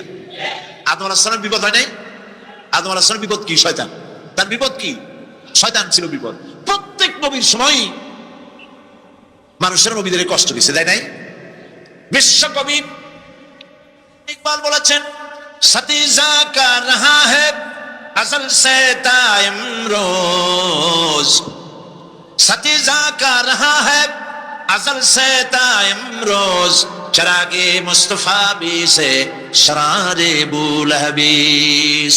আগমন কাল থেকে শুরু করে মুহাম্মদ সাল্লাল্লাহু আলাইহি ওয়াসাল্লামের চারাগকে, নূরকে, ঈমানকে, ইসলামকে নিভায় দেওয়ার জন্য আবু জাহেলের গোষ্ঠীরা চিরকাল চেষ্টা করেছে। সব চেষ্টা কর্পূরের মতো উড়ে গেছে, মুহাম্মদ সাল্লাল্লাহু আলাইহি ওয়াসাল্লামের চারাগ টিম টিম করে জ্বলতে রয়েছে। আল্লাহ পাক বলছেন, ইউরিদুনা লিইউতফিউ নূরাল্লাহি বিআফওয়াহিহিম ওয়াল্লাহু মুতিম্মু নূরিহি ওয়ালাউ কারিহাল কাফিরুন। ওরা চায় মুখের ফু দিয়া, কারা? কাফেরেরা। ইসলাম সহ্য করতে পারে না যারা, ওরা চায় মুখের ফু দিয়া আমার আলোটাকে নির্বাপিত করে দেবে। আল্লাহ পাক বলেন, ওয়াল্লাহু মুতিম্মু নূরি, আমি আমার নূরকে পূর্ণতা দান করব, তাতে কাফির বেঈমানদের মনের ভিতরে যত জ্বালা হোক, যন্ত্রণা হোক, ওদের কলজা যত পুরুক, ইসলাম তার বিজয় পতাকা নিয়ে উঠবে, কেউ ঠেকাতে পারবে না। আল্লাহ রাব্বুল আলামিন, আল্লাহ পাক বলছেন, ওয়াকাযালিকা জাআলনা লিকুল্লি নাবিয়্যিন আদুওয়াম মিনাল মুজরিমিন। আর এমনি করে আমি সকল নবীর শত্রু বানিয়েছি সব পাপিষ্ঠ অপরাধ প্রবণ লোকদের। শুনছেন কথা? শোনেন নাই? আল্লাহ পাক বলছেন, দুনিয়ার সব নবীদের, তাদের জন্য আমি শত্রু বানাইছি কাদেরকে? যারা সবথেকে বেশি পাপিষ্ঠ, অপরাধ প্রবাহ এরা হচ্ছে নবীর দুশমন। এরা সব নবীদের দুশমনী করে। আজ দেশের আলেমদের সাথে দুশমনী করে সবচাইতে বড় পাপিষ্ঠ। এটা কোরআন। এটা কি? কোরআন। চলে বলেন এটা কি? আল্লাহ রাব্বুল আলামিন বলছেন, ওয়া কাযালিকা জাআলনা লিকুল্লি নাবিয়্যিন আদুওয়াম মিনাল মুজরিমিন। সব পাপীরা, পাপিষ্ঠরা আমার দ্বীনের দাওয়াত যারা দেয় তাদেরকে জীবনের দুশমন মনে করে। কেন? শোনেন, আমি কার ওয়াজ শোনাচ্ছি? কার ওয়াজ শোনাচ্ছি? আমার আল্লাহর ওয়াজ। অপরাধটা কি? নবীদের বিরুদ্ধে, নবীর ওয়ারিস ওয়ারাসাতুল আম্বিয়া কারা? তো তাদের বিরুদ্ধে তাদের অপরাধটা কি? তাদের অপরাধ সম্পর্কে আল্লাহ নিজে বলেন, وما نقموا منهم إلا أن يؤمنوا بالله العزيز الحميد। এদের বিরুদ্ধে অ্যাকশন নেওয়ার আর কোন অপরাধ ওদের নাই। ওদের একমাত্র অপরাধ, ওরা আল্লাহর জমিনে আল্লাহর আইন প্রতিষ্ঠা করতে চায়। এটাই হচ্ছে একমাত্র। এই অপরাধে নবীদের শাস্তি হয়েছে, নবীরা মার খেয়েছেন, সাহাবা ইকরাম মার খেয়েছেন। আমরা তো সাহাবা ইকরামের জুতার ধুলার সমান নই, সুতরাং এগুলি আমাদের পাওনা। এই রক্তের বিনিময়, জীবনের বিনিময় আল্লাহ পাক তার দ্বীনকে প্রতিষ্ঠা করবেন ইনশাআল্লাহ। হযরতে খাব্বাব, বুখারী শুনুন, বুখারীর হাদিস। আমি কোনো কথা বানিয়ে বলি না, আমি লেখাপড়া করি, পড়াশোনা করি, চোখে দেখি, তারপরে কথা বলার চেষ্টা করি। বাজে গপ্প কিস্সা কাহিনী বলার অভ্যাস আমার কোনো কালে ছিল না, নাই। রাসূল করিম সাল্লাল্লাহু আলাইহি ওয়াসাল্লামের মতো মানুষ, ওনার মতো মানুষ, আহারে, তার চাইতে শ্রেষ্ঠ মানুষ কি পৃথিবীতে আছে? তিনি মার খাইছেন না খান নাই? আহা, কিভাবে তাকে মারলো! গলায় চাদর দিয়ে পেঁচাইয়া আছাড় মেরে ফেলে দিয়ে তারপরে তাকে প্রহার করা হয়েছে। আবু জাহেল মেরেছে, বেহুশ হয়ে গেছেন হুজুর। হযরত হামজা তখনও কাফের ছিলেন। শিকার থেকে ফিরে এসে মুহাম্মদ সাল্লাল্লাহু আলাইহি ওয়াসাল্লামের অবস্থা দেখে পায়ের রক্ত মাথায় উঠে গেছে। আপন ভাইয়ের ছেলে, আর এমন ছেলে। চলে গেলেন আবু জাহেলের বাড়ি, বললেন, আবু জাহেল, তুই নাকি মুহাম্মদ সাল্লাল্লাহু আলাইহি ওয়াসাল্লাম মারছিস, কেন মারলি? তিনি তো ভালো কথাই বলেন, সবসময় বলেন সত্য কথা বলো, মানুষের উপকার করো, এতিমকে আশ্রয় দাও। এত সুন্দর সুন্দর ভালো ভালো কথা বলেন, তার মতো ভালো মানুষ তো দুনিয়ায় দেখি নেই। মানলি কেন? তুই কি মনে করছিস যে আব্দুল্লাহ মারা গেছে বলে এতিম হয়ে গেছে মুহাম্মদ সাল্লাল্লাহু আলাইহি ওয়াসাল্লাম? তোর মনে রাখা উচিত, আব্দুল্লাহ মারা গেছে, হামজা মরে নাই। হযরত হামজা ধনুক বাইর করলেন, এক বাড়ি মারলেন মাথার উপরে, মাথা ফাটা রক্ত বেরিয়ে গেল। হামজা হন হন করে হেঁটে এলেন রাসূলের কাছে। হুজুরের অসুস্থ দেহ মোবারক কোলে উঠায় নিয়ে বললেন, বাবা। আর মস্তক মোবারক কোলে উঠায় দিয়ে বললেন, আমি আবু জাহেলের মাথা ফাটিয়ে রক্ত বের করে দিয়ে এসেছি, তুমি একটু খুশি হও। হুজুর বললেন, চাচা, কার মাথা ফাটাইছেন, কার রক্ত বের করেছেন, এই কথা বলে তো আমাকে আপনি খুশি করতে পারবেন না। তিনি বললেন, বাবা, তুমি কি হলে খুশি হও? তিনি বললেন, আমি খুশি হই চাচা, তোমার মুখে যদি একটা বার আমি ঈমানের কলেমা শুনতে পাই। হযরতে হামজা বললেন, মুহাম্মদ সাল্লাল্লাহু আলাইহি ওয়াসাল্লাম, আমার বুঝতে মোটেও কষ্ট হয়নি, তুমি কোনো সাধারণ মানুষ নও। সাধারণ মানুষের প্রতিশোধে তুমি বিশ্বাসী হতে, খুশি হতে, প্রতিশোধে বিশ্বাসী হওনি, তুমি অবশ্যই আল্লাহর নবী। আমি আল্লাহকে সাক্ষী রেখে, আমি তোমাকে সাক্ষী রেখে ঈমানের কালেমা ঘোষণা করছি, লা ইলাহা ইল্লাল্লাহু মুহাম্মাদুর রাসূলুল্লাহ। ভাইরা আমার, আল্লাহর দ্বীন প্রতিষ্ঠার জন্য আমার নবীদেরকে কষ্ট করতে হয়েছে, সাহাবায়ে কিরামদেরকে কষ্ট করতে হয়েছে, আল্লাহর ওলিদেরকে। ইমাম আবু হানিফা রাহমাতুল্লাহ আলাইহি 8 বছর জেলের মধ্যে রাখা হয়েছিল। ইমাম আহমদ বিন হাম্বলকে চাবুক মেরে মেরে গায়ের গোশত আর চামড়া তুলে ফেলে দেওয়া হয়েছিল। তারপরেও তারা বাতিলের সামনে মাথা নত করে নাই। এর নাম হচ্ছে ইসলাম। এর নাম কি? বুখারীর হাদিস, হযরত খাব্বাব বিন আরিত রাদিয়াল্লাহু তাআলা আনহু। বুখারীতে হাদিসটা এভাবে এসেছে, ওয়ান খাব্বাব বিন আরিত রাদিয়াল্লাহু তাআলা আনহু আন্নাহু ক্বাল قال شكونا إلى رسول الله صلى الله عليه وسلم وهو متوسد بردة له في ظل الكعبة।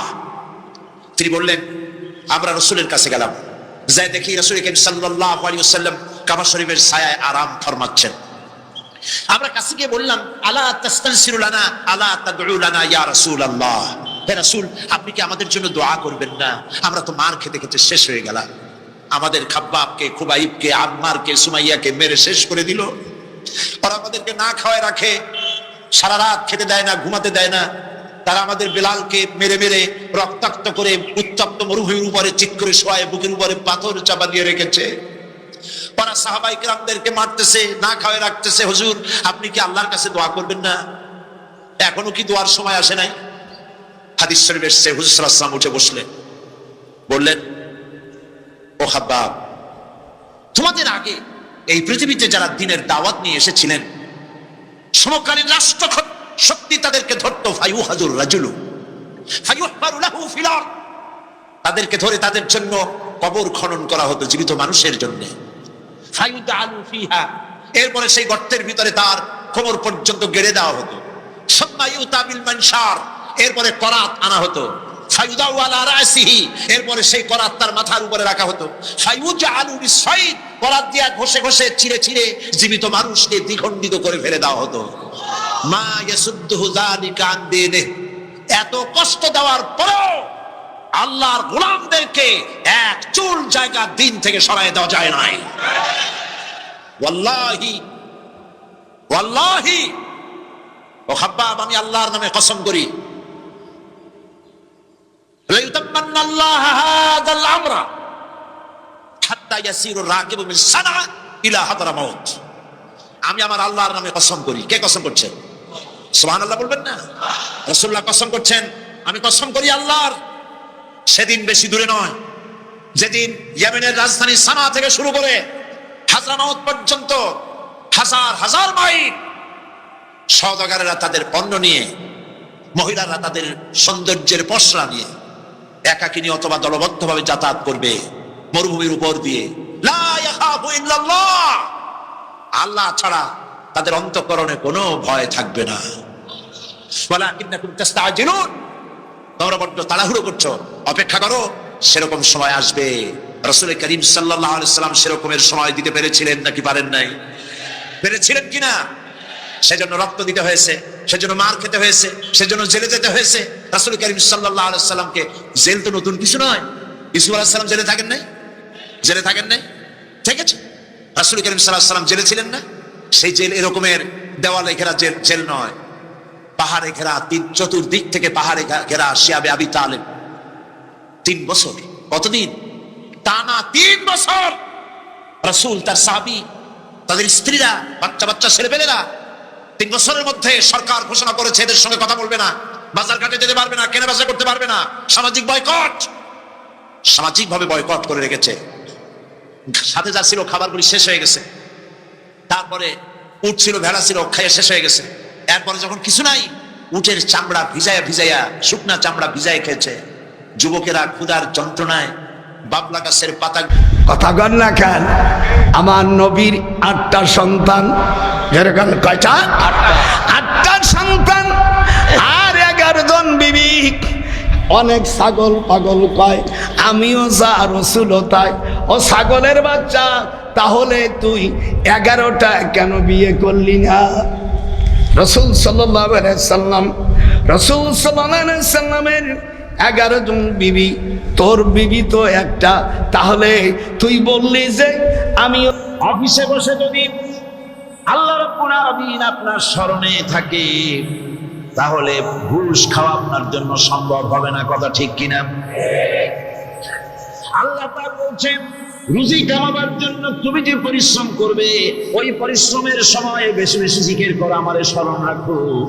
অফিসে বসে যখন তুমি কাজ করবে, আমি যদি স্মরণে থাকি, তাহলে তুমি ঘুষ খাইতে পারবে না। তুমি জমিন চাষ করবে, জমিন চাষ করার সময় আমি যদি তোমার স্মরণে থাকি, জমিনের আইল ঠেলা তোমার পক্ষে সম্ভব হবে না। যত রকমের রুজির রোজগারের পথ আছে, আমাকে স্মরণ করো, খারাপ পথ থেকে বাঁচো, হালাল ভাবে রুজি কামাও। হালাল রুজির ভিতরে আল্লাহ রাব্বুল আলামিন বরকত দিয়ে দিবেন।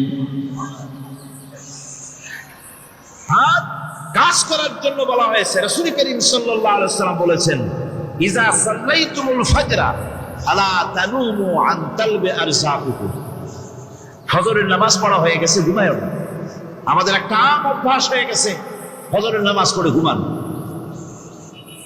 হাদিস শরীফে বলা হচ্ছে, ফজরের নামাজ পড়া হয়ে গেছে, ঘুমায়ও না। রুজি তালাশ করো, রিজিক তালাশ করো, নিজের সাহায্য করো, অন্যকে সাহায্য করো, নিজের সংসারের জন্য কাজ করো, অন্যের জন্য করো। হালাল ভাবে রুজি কামাই করে বউকে একটা ব্লাউজ কিনে দিয়েছেন, একটা শাড়ি কিনে দিয়েছেন, বাচ্চাকে ক্লাসের বই কিনে দিয়েছেন, বাজার থেকে মাছ তরিতরকারি কিনে। অক্ষম ব্যক্তিদেরকে সহযোগিতা করবে, যারা নাকি উপার্জন করতে পারে না, ওই জাতীয় লোকদেরকে তারা সহযোগিতা করবে। ওয়াকফুলু গানিয়ুহুম ফাকিরাহুম, সেই সমাজের যারা নাকি সামর্থ্যবান, তারা রোজগার করবে এবং গরিবদেরকে সহযোগিতা করবে। আল্লাহ নবী বলেছেন সে ব্যক্তি মুমিন নয়, সে ব্যক্তি মুমিন নয়, সেই ব্যক্তি মুমিন নয়। সাহাবায়ে কেরাম হতচকিত হয়ে উঠলেন, প্রশ্ন করলেন, নবীজি কোন ব্যক্তি মুমিন নয়? আল্লাহ নবী বলেন, যেই ব্যক্তি পেট পুরে আরাম করে ঘুমায় গেল এ কথা জানার পর, যে তার প্রতিবেশী না খেয়ে শুয়ে আছে, ক্ষুধার যন্ত্রণায় কাতরাচ্ছে, এ কথা জানার পরে সেই মুসলমান ব্যক্তি আরাম করে পেট পুরে খেয়ে ঘুমায়, সে কখনো মুমিনের দাবি করতে পারে না, মুমিন হতে পারে না। কত বড় কথা! ইসলাম মানুষকে তাগিদ করেছে তার প্রতিবেশীর উপরে লক্ষ্য রাখার জন্য, তার প্রতিবেশীকে লক্ষ্য রাখার জন্য, গরিব মানুষের প্রতি লক্ষ্য রাখার জন্য। রাসূল করিম সাল্লাল্লাহু আলাইহি ওয়াসাল্লাম বলছেন, আইয়ু রাজুলিন মাতা দিয়ান বাইনা আগনিয়ায়ে ফাকাদ বারিয়াত মিনহুম জিম্মাতুল্লাহি ওয়া রাসূলুহু। আল্লাহর নবী বলেন, কোন ধনী ব্যক্তিদের মাঝে কোন গরিব প্রতিবেশী যদি না খেয়ে মারা যায়, তাহলে ওই এলাকার বিত্তশালী লোকদের সাথে আল্লাহর সমস্ত সম্পর্ক, রাসূলের সব সম্পর্ক ছিন্ন হয়ে যায়। কে বলতে পেরেছে এত বড় কথা? মানুষের অর্থনৈতিক নিরাপত্তার জন্য কত বড় কথা বলেছে ইসলাম, বলেছে বিশ্বনবী জনাবে মুহাম্মদ রাসূলুল্লাহ সাল্লাল্লাহু আলাইহি ওয়াসাল্লাম। আল্লাহ রাব্বুল আলামিন বলেন,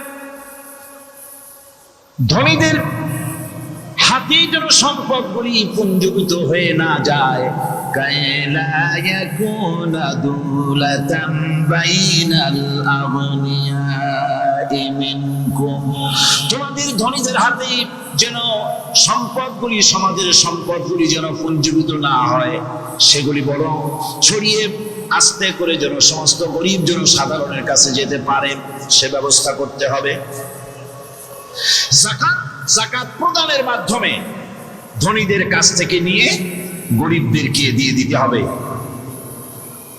আর বুখারী শরীফের শারাহ ফাথুল বারীতে হাফেজ ইবনে হাজার আসকালানী রাহিমাহুল্লাহ তিনি বলেছেন, যাকাত যদি ধনীরা না দেয়, যদি কেউ দিতে বাধা দেয়, ফামানিমতানা উখিযাত বিহি কাহরান, যদি যাকাত না দেয় জবরদস্তি করে যাকাত আদায় করে নিবে গভর্নমেন্ট। যাকাত দিতেই হবে। মুনকিরিন যাকাত, যারা যাকাত দিতে অস্বীকার করেছিল, হযরতে সিদ্দিক আকবর, হযরতে আবু বকর সিদ্দিক রাদিয়াল্লাহু তাআলা, তিনি তাদের সম্পর্কে বলেছিলেন, ওয়াল্লাহি লাউ কাতিলান্না মান ফাররাকা বাইনাস সালাতি ওয়াজ যাকাত, অবশ্যই আমি ওই সম্প্রদায়ের লোকের বিরুদ্ধে যুদ্ধ ঘোষণা করব যারা নামাজ আর যাকাতের মধ্যে পার্থক্য সূচিত করবে, যারা নামাজ তো পড়বে কিন্তু যাকাত দিবে না সরকারের কাছে, যাকাত আদায় করবে না, তাদের বিরুদ্ধে যুদ্ধ ঘোষণা করবে। ইসলামী সরকার যদি প্রতিষ্ঠিত হয়, তাহলে এই যাকাত আদায় করা হবে। যাকাত কেউ নিয়ে বসে থাকতে পারবে না, যাকাত আদায় করা হবে। আমাদের দেশে নিয়ম মাফিক যদি যাকাত আদায় করা হতো, এই দেশ যদি ইসলামী গভর্নমেন্ট হতো, আল্লাহ যেন দয়া করে দেন, কন্যা আমিন। আল্লাহ পাক যদি দয়া করে দেশটাকে ইসলামী রাষ্ট্র বানায় দেন, তাহলে যাকাত তো আদায় করে নেওয়া হবে, যাকাত দিতে আপনি বাধ্য, গরিব মানুষ থাকবে না। এখনো বাংলাদেশে নিয়ম মাফিক যদি যাকাত আদায় করা হয়, নিয়ম মাফিক মানে সোনার যাকাত, রূপার যাকাত, নগদ ক্যাশের যাকাত, ফসলের ওষুধ সঠিকভাবে যদি আদায় করা হয়, তো একেবারে কম করে হলেও 1000 কোটি টাকা যাকাতের টাকা কালেকশন হতে পারে। এটা কি কম কথা? 1000 কোটি টাকা, এই টাকা আদায় করা হচ্ছে না। এই টাকা আদায় না করার কারণে যে শূন্যতার সৃষ্টি হচ্ছে, এই ভ্যাকুয়ামকে পূর্ণ করার জন্য এগিয়ে এসেছে 7 সমুদ্র 13 নদীর উপর থেকে এনজিওরা। এনজিওরা এসে আমাদের দেশে, সব এনজিও খারাপ আমি তা বলি না, বহু এনজিও আছে যারা এদেশের উন্নয়নের, আর্থসামাজিক উন্নয়নের জন্য তারা প্রচেষ্টা করছে রাস্তাঘাট, স্কুল, কলেজ, চিকিৎসা ইত্যাদির দিকে কাজ করছে। যতগুলি এনজিও আমাদের দেশে আছে তার ভিতরে 52টা এনজিও গোনা বাছা যারা ইসলামের প্রকাশ্য দুশমন, আর এর শীর্ষস্থানে আছে ব্রাক। এই এনজিও গুলি তারা আমাদের দেশে এসে সুদি কারবার শুরু করেছে, পরিপূর্ণভাবে সুদের কারবার।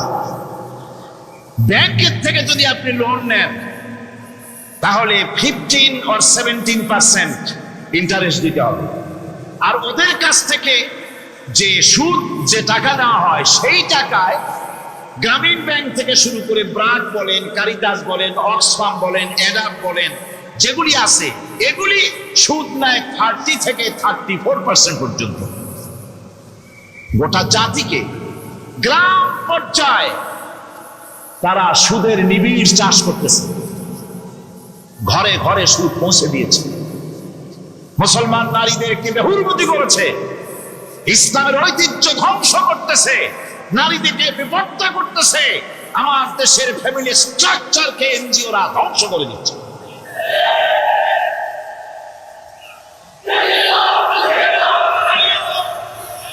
সুতরাং এনজিওরা এই সুযোগটা পেত না যদি যাকাত কালেকশন করা হতো, আর যাকাত দিয়ে যাকাত যে সব জায়গায় খরচ করতে হয় সেই খরচ করার জায়গাগুলিতে সঠিকভাবে যদি ব্যয় করা হতো এই অবস্থা হতো না। বাংলাদেশে সম্পদের অভাব নাই। যারা বলে বাংলাদেশ গরিব, আমি তাদের সাথে একমত নই। আক্ষরিক অর্থে বাংলাদেশ গরিব নয়, বাংলাদেশে সম্পদ আছে। বাংলাদেশে যে জিনিসটার অভাব সেটা হচ্ছে ইনসাফ ভিত্তিক বন্টনের অভাব। এখানে কেউ তো 1000 বিঘা জমির মালিক, বিঘা বুঝেন না কি কোন আপনারা? কানি। কেউ তো 1000 কানির মালিক, আর কারো তো রান্নাঘর উঠাবার জায়গা নাই। কথাটা ঠিক কিনা? কেউ তো শত শত কোটি টাকা, কত কোটি টাকা যে আছে তা হিসাব করে মাসখানেক লাগবে, গুনিয়ে দিতে পারবে না। আর কারো তো একটা ট্যাবলেট কেনার পয়সা নাই। সুতরাং আমার দেশে যেভাবে গরিব বলা হয় আক্ষরিক অর্থ ওইভাবে আমার দেশ গরিব নয়। আমাদের দেশে সম্পদ আছে, বহুত জমি অনাবাদি ফেলে রাখা হয়েছে। রাসূল কারীম সাল্লাল্লাহু আলাইহি ওয়াসাল্লাম বলেছেন, সেই ব্যক্তির জমিন রাখার অধিকার নাই যে ব্যক্তি তা চাষের আওতায় না আনে। আছে না বহুত জমি পড়িয়া? আবাদযোগ্য জমি আমাদের দেশে আছে যা, তার 2,40,00,000 একর। আমাদের ভূমি সম্পদ রয়েছে, বনজ সম্পদ যা আছে সেটা হচ্ছে 32,53,860 একর জুড়ে বিরাট বনজ সম্পদ আমাদের আছে। ভূমি সম্পদ আছে, বনজ সম্পদ আছে।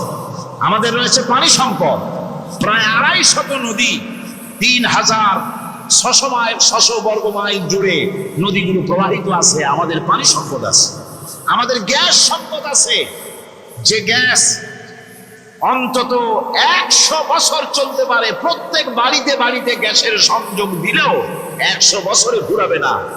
আলহামদুলিল্লাহ কইতে ইচ্ছে করে না? জোরে কোন আলহামদুলিল্লাহ।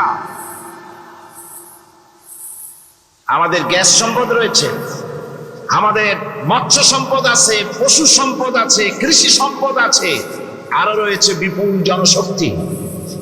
জনশক্তিকে আজ সবচাইতে বার্ডেন মনে করা হয়। জনশক্তিকে বলা হয় বাংলাদেশের সবচাইতে বড় সমস্যা, জনশক্তি সমস্যা। এটা হচ্ছে যে সরকার আসে তারই ভূতে পায়, যে যায় লঙ্কা সে আর মানুষ হালে ফেরে না, মানুষগুলি তার জন্য জ্বালা। অথচ এই মানব শক্তি হচ্ছে শ্রেষ্ঠ শক্তি। ইউনিভার্সিটি জনমের মতো না বড়াইয়া এখন তো ইউনিভার্সিটি দাবি করতেছে সকলে, গ্রামে গঞ্জে থানায় রান্নাঘরে সব জায়গায় আমাদের ইউনিভার্সিটি। আর ইউনিভার্সিটির ফজিলত কি তা তো আমরা দেখতেইছি।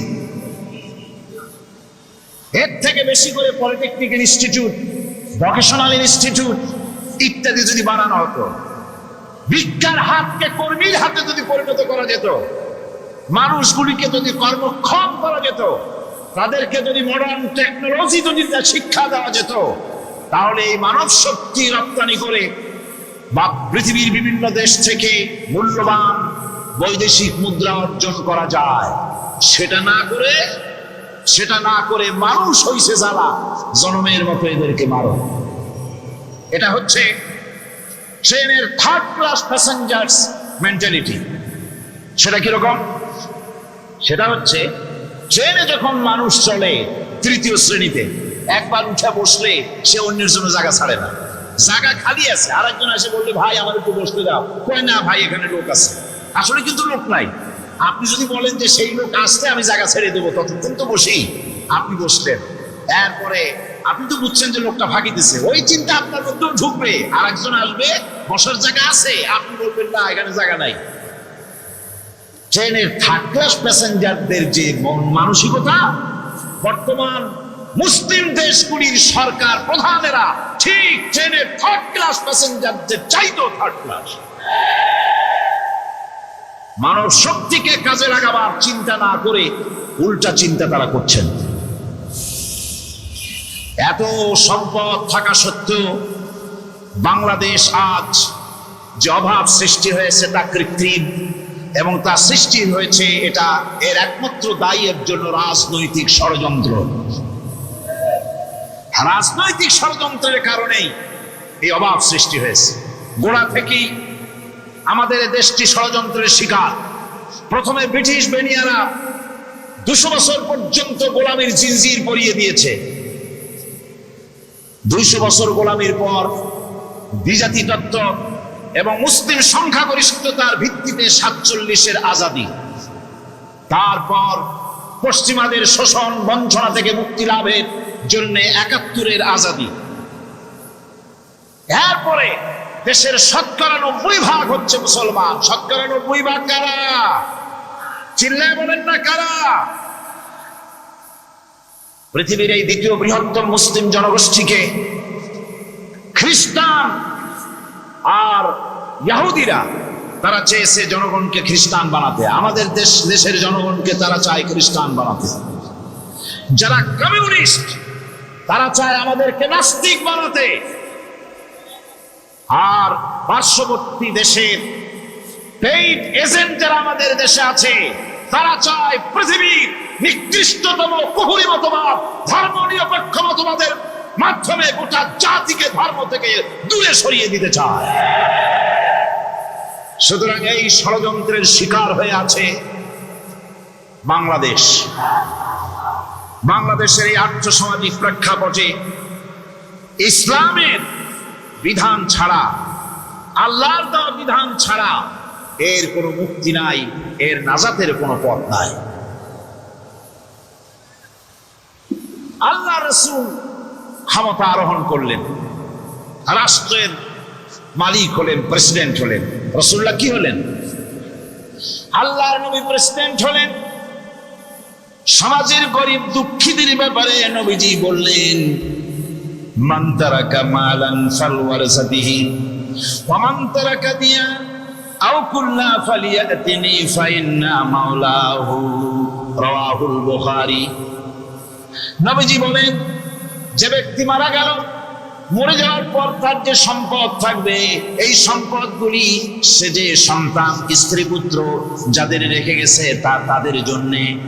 আর যদি সে ঋণগ্রস্ত, যদি ঋণ অবস্থায় সংসারকে রেখে যে থাকে, তাহলে তার ঋণের বোঝা, ঋণের পরিশোধের দায়িত্ব আমি মুহাম্মদ সাল্লাল্লাহু আলাইহি ওয়াসাল্লাম নিয়ে নিলাম।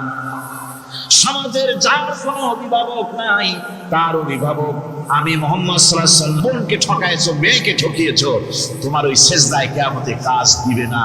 প্রকৃতপক্ষের নেককার পূর্ণবান হওয়ার জন্য গরিব জনসাধারণকে সহযোগিতা করতে হবে। এরপরে মাঝখান থেকে যেটা বাদ দিয়েছিলাম, বলেছিলাম নামাজ এবং যাকাত। আমি যাকাতটা কালকে আগে নিয়ে এসেছিলাম, নামাজটা ছিল আগে। সেই নামাজটা যেহেতু আলাদা একটা বিষয় হবে, আর যাকাতটা সদকার সাথে সামঞ্জস্য আছে, সেই জন্য যাকাত আর সাদাকার কথাটা একসঙ্গে মিলাই বলেছিলাম। এখন শুরু করছি নামাজ। সালাত, সালাত এর আবিধানিক অর্থ হচ্ছে কোন জিনিসের দিকে মুখ ফিরানো। সালাতের অর্থ হচ্ছে নিকটবর্তী হওয়া, মুখ ঘুরানো, মুতাওয়াজ্জা হওয়া। ওই যে হযরত ইব্রাহিম আলাইহিস সালাম বলেছিলেন, ইন্নী ওয়াজ্জাহতু ওয়াজহিয়া লিল্লাযী ফাতারাস সামাওয়াতি ওয়াল আরদ। জানেন আপনারা? পড়েন, ইন্নী ওয়াজ্জাহতু ওয়াজহিয়া লিল্লাযী ফাতারাস সামাওয়াতি ওয়াল আরদা হানিফা ওয়া মা আনা মিনাল মুশরিকিন। নিশ্চয় আমার মুখ ঘুরাই দিলাম কার দিকে? যিনি আকাশ এবং জমিনের স্রষ্টা, সব কিছুর মালিক যিনি, তার দিকে আমি মুতাওয়াজ্জা হলাম। নামাজের অর্থই হচ্ছে মুতাওয়াজ্জা হওয়া, মুখ ঘুরিয়ে দেওয়া, চেহারা ঘুরিয়ে দেওয়া। আর নামাজের আরেক অর্থ হচ্ছে নিকটবর্তী থেকে আরো নিকটবর্তী হওয়া। আমরা কি নিকটবর্তী হতে চাই? না বুঝলে কবেন কি? নিকটবর্তী হইতে চাই কার? আল্লাহ। আমরা কি আল্লাহর নিকটবর্তী হতে চাই? আল্লাহ রাব্বুল আলামিন বলেন, নিকটবর্তী হতে হলে ওয়াসজুদ ওয়াকতারিব, সিজদা দাও আর সিজদার মাধ্যমে আমার নিকটবর্তী হয়ে যাও। সিজদা দিলেই আল্লাহর নিকটবর্তী হওয়া যায়। সুবহানাল্লাহ। সাহাবী, আল্লাহ নবীর সাহাবী প্রশ্ন করেছেন, নবীজি, বান্দা কখন আল্লাহর নিকটবর্তী হয়ে যায়? নবীজি বলেছেন, বান্দা যখন সিজদা দেয় তখন আল্লাহর বান্দার মাঝে কোনো হিজাব থাকে না, আল্লাহ পাকের নিকটবর্তী হয়ে যায় বান্দা যখন সিজদায় পড়ে যায়। সুতরাং নামাজ হচ্ছে নিকটবর্তী হওয়া, সালাত এটা হচ্ছে নিকটবর্তী হওয়া। নামাজ ফরজ হওয়ার কারণ হচ্ছে এই যে মানুষ আল্লাহর বান্দা বা গোলাম হিসেবে সৃষ্টি হয়েছে, তাই একমুখী হয়ে রবের বন্দিগি করা এটা হচ্ছে তার স্বাভাবিক একটা প্রকৃতি। আল্লাহ রাব্বুল আলামিন এই প্রকৃতি দাবি মিটাবার জন্যই নামাজের ব্যবস্থা করেছেন। মানুষের ফিতরত, মানুষের নেচার, মানুষের ফিতরত হচ্ছে এই যে কারো না কারো কাছে মাথা নত করা, হাত জোড় করা, মাথা নত করা, সার্বভৌমত্বের মালিক কাউকে মনে করা। হাত জোড় করতে হলে, মাথা নত করতে হলে, সার্বভৌমত্বের মালিক হিসেবে কাউকে গ্রহণ করতে হলে আল্লাহর বিকল্প কেউ আছে নাকি? ইসলামের মূল দাওয়াতটা হলো ফিতরত অনুযায়ী দাওয়াত দেওয়া হয়েছে, মানুষ যেন মাথা নত করে, গোলামি করে। এজন্য আল্লাহ রাব্বুল আলামিন বলেছেন যে আমি মানুষ এবং জিনকে সৃষ্টি করেছি, তার কারণটাই হলো মা খালাকতুল জিন্না ওয়াল ইনসা ইল্লা লিয়াবুদুন। মানুষ আর জিন জাতিকে সৃষ্টি করা হয়েছে ইবাদতের জন্য, গোলামির জন্য। ইবাদত আর গোলামি এটাই করতে হবে, গোলামি করতে হবে, দাসত্ব করতে হবে। আর এই দাসত্ব, আল্লাহর আনুগত্যই গোলামির দাওয়াত দিয়েছেন দুনিয়ার সব নবীরা। কোন নবী বলেন নাই যে আমার গোলামি করো। কেউ বলেছেন? বলেন জোরে, কেউ বলেছেন? আল্লাহ বলেন, ওয়ালাকাদ বা'আসনা ফি কুল্লি উম্মাতির রাসূলা আন ইবুদুল্লাহা ওয়াজতানিবুত তাগুত। প্রত্যেক জাতির জন্য আমি রাসূল প্রেরণ করেছি, তারা মানুষকে দাওয়াত দিয়েছেন এই কথা বলে যে এক আল্লাহর গোলামি করো, তিনি ছাড়া কোনো ইলাহ নাই, আইনদাতা নাই, বিধানদাতা নাই, তার গোলামি, তার সামনে মাথা নত করে। আর প্রত্যেক নবীর যুগেই নামাজ রোজা শরীয়তের মধ্যে ছিল। নামাজ রোজা কম বেশি প্রত্যেক নবীর জামানায় আল্লাহ পাক এটাকে বাধ্যতামূলক করেছিলেন। নামাজ রোজা যাকাত সব নবীদের জন্য বাধ্যতামূলক ছিল, তার উম্মতের জন্য বাধ্যতামূলক ছিল। নামাজ হচ্ছে তাওহীদের অবশ্যম্ভাবী এক বহির্প্রকাশ। তাওহীদের জন্য তাওহীদবাদী মানুষ যারা, তাদেরকে নামাজ আদায় করতেই হবে। আকীদা বিশ্বাসের দিক থেকে তাওহীদ যদি হয় পুরা দ্বীনের মূল উৎস, তাহলে আমলের দিক থেকে নামাজ হচ্ছে পুরা দ্বীনের মূল ভিত্তি। নামাজ হচ্ছে আমলের মূল ভিত্তি। এর বাস্তবায়ন ছাড়া দ্বীন পূর্ণ হয় না। নামাজ মুমিনের কেবলমাত্র একটি উত্তম আমলই নয়, বরং নামাজ হচ্ছে ঈমানের মূল ভিত্তি। যা নামাজ কায়েম করতে হবে, এটাই হচ্ছে ঈমানের সবচেয়ে বড় দাবি। অন্যত্র আল্লাহ পাক বলছেন, কুল ইন্না হুদাল্লাহি হুয়াল হুদা ওয়া উমিরনা লিনুসলিমা লিরাব্বিল আলামিন। হে নবী বলুন, প্রকৃতপক্ষে আল্লাহর হেদায়েত হচ্ছে সঠিক হেদায়েত। সত্যিকারের হেদায়েত কার হেদায়েত? আল্লাহ পাকের হেদায়েত। এবং তার পক্ষ থেকে নির্দেশ করা হয়েছে যে সারা জাহানের মালিকের সামনে মাথা নত করে দাও। মাথা নত করবেন কার কাছে? আল্লাহ পাকের কাছে। وأن أقيموا الصلاة واتقوه وهو الذي إليه تحشرون। আর নামাজ প্রতিষ্ঠা করো, আল্লাহ রাব্বুল আলামিনের ভয়তে সমস্ত অপরাধমূলক কাজ থেকে, অসামাজিক কার্যকলাপ থেকে বিরত থাকেও। আর একদিন মনে রেখো, তোমাদের সকলকেই আল্লাহ রাব্বুল আলামিনের দরবারে উপস্থিত হতে হবে। নামাজ ঈমান থাকা না থাকার প্রমাণ। ঈমান আছে কি ঈমান নাই এর প্রমাণ কি? নামাজ। আল্লাহ পাক বলছেন, ফালা সাদ্দাকা ওয়ালা সাল্লা ওয়ালাকিন কাযযাবা ওয়া তাওয়াল্লা।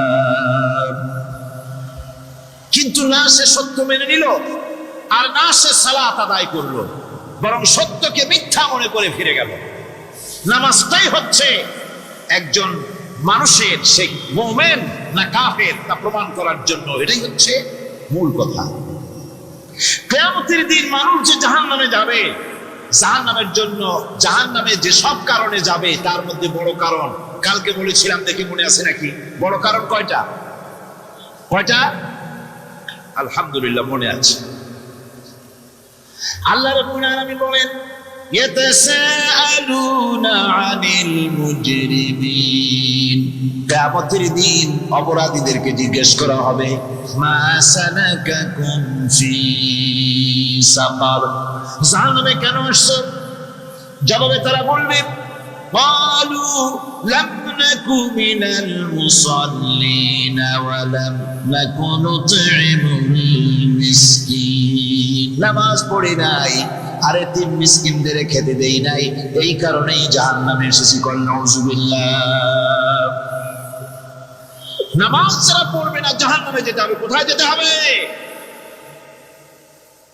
কেউ কেউ মনে করতে পারবেন নামাজের ওয়াজ তো বহু শুনছি, এর চাইতে গুরুত্বপূর্ণ জিনিস আর নাই। নামাজের চাইতে গুরুত্বপূর্ণ ইবাদত আল্লাহ সৃষ্টি করেন নাই। মুসলমানের জন্য সর্বশ্রেষ্ঠ ইবাদত কি ছিল এখন? জোরে বলেন কি? এই নামাজ। আকসার মানুষের নামাজ হয় না। যারা আমরা নামাজ পড়ি, বহু লোকের নামাজ পড়ে ঠিক, কিন্তু নামাজ আদায় হয় না। আমি সে কথা বলবো সামনের দিকে, প্রাণ খুলে শুনবেন, কাজে লাগবে ইনশাআল্লাহ। কোন ইনশাআল্লাহ? আকীদাগত দিক থেকে ঈমান হলো তাওহীদের স্বীকৃতি, আর আমলের দিক থেকে নামাজ হচ্ছে তাওহীদের বহির্প্রকাশ। আপনি মুসলমান তা প্রমাণ হবে নামাজ দিয়ে। নামাজহীন ঈমানের দাবি মূল্যহীন। যার নামাজ নাই তার ঈমানের দাবি করার কোনো মূল্যই নেই। অনেকে এরকম কথা বলে, হুজুর আমি মানুষটা নিতান্ত খারাপ, যাই মনে করো, গ্রামে রাস্তা বানাইছি, ব্রিজ করে দিয়েছি, কালভার্ট করেছি, এতিম মিসকিনদের তাও মাঝে মধ্যে খাবার দেই। নামাজ হচ্ছে ইসলামের গণ্ডির মধ্যে প্রবেশের প্রমাণ। কোরআনে কারীম বলছে, ফাইন তাবু ওয়া আকামুস সালাতা ওয়া আতাউস যাকাতা ফাইখওয়ানুকুম ফিদ্দীন। সূরা তওবা এসেছে, তারা যদি তওবা করে আর নামাজ কায়েম করে, যাকাত যদি আদায় করে, তাহলে এখন তোমাদের সে দ্বীনি ভাই, এখন ভাই হয়ে গেল। একটু আগে ছিল কাফের মুশরিক, এখন তোমার দ্বীনি ভাই। দ্বীনের গণ্ডির মধ্যে প্রবেশ করা, কলেমা পড়ার সাথে সাথেই নামাজ। নামাজ হচ্ছে দ্বীনের প্রধান গেট, দ্বীনের প্রধান তোরণ। দ্বীনের মধ্যে প্রবেশ করার জন্য এই গেট দিয়ে প্রবেশ করতে হবে। সুতরাং এই নামাজের এতই গুরুত্ব দেওয়া হয়েছে। ইসলাম যদি ক্ষমতায় আসে, আল্লাহ যেন এনে দেন, জোরে কোন আমিন। ইসলাম যদি ক্ষমতায় এসে যায়, রব্বুল আলামিন তাফসীরের মাহফিল, কোরআন সামনে নিয়ে আশা করে তোমার দরবারে দোয়া করি, এই বিশাল জনসমুদ্রের দোয়া কবুল করো মাবুদ গো, এই বাংলাদেশকে ইসলামের দেশ বানাইয়া দাও। দেশটা যদি ইসলামের হয়ে যায়, আইন যদি আল্লাহর হয়, শাসন যদি সৎ লোকেরা করে, রব্বুল আলামিন কোরআন শরীফে বলেন, তাহলে তারা 4টা কাজ করবে। আল্লাযীনা মাক্কান্নাহুম ফিল আরদ আকামুস সালাতা ওয়া আতাউজ যাকাত ওয়া আমারু বিল মা'রুফি ওয়া নাহাউ আনিল মুনকার। মুমিনরা ক্ষমতায় এসে প্রথম যে কাজটা করবে, প্রথমে ক্ষমতায় এসেই নামাজ বাধ্যতামূলক করবে। প্রথম কি? ওয়াজ নসিহতে অনুরোধ করা হবে না, বাবাজিরা আল্লাহর রাস্তায় নামাজটা পড়ে না। রেডিও এবং টেলিভিশনের মাধ্যমে রাষ্ট্রপ্রধান অর্ডার করে দিবেন, আজ থেকে বাংলাদেশের 12 কোটি তাওহীদি জনতার নারী পুরুষ যারা আকেল বালিগ, সকলের জন্য নামাজ বাধ্যতামূলক, নামাজ পড়তেই হবে। এটা অর্ডার। বেলা যখন 1টা বেজে যাবে, বেলা যখন 1টা বাজবে, সমস্ত মসজিদে আজান শুরু হয়ে যাবে। আজানের সাথে সাথে অফিস, আদালত, কল কারখানা, ক্ষেত খামার, শিক্ষাঙ্গন সব গেট লক হয়ে যাবে। আধা ঘন্টার জন্য বন্ধ হয়ে যাবে। যারা মুসলমান অফিসে, কলেজে, ইউনিভার্সিটিতে, সর্বত্র তারা নামাজের জন্য প্রস্তুতি নেবেন। আধা ঘন্টার ভিতরে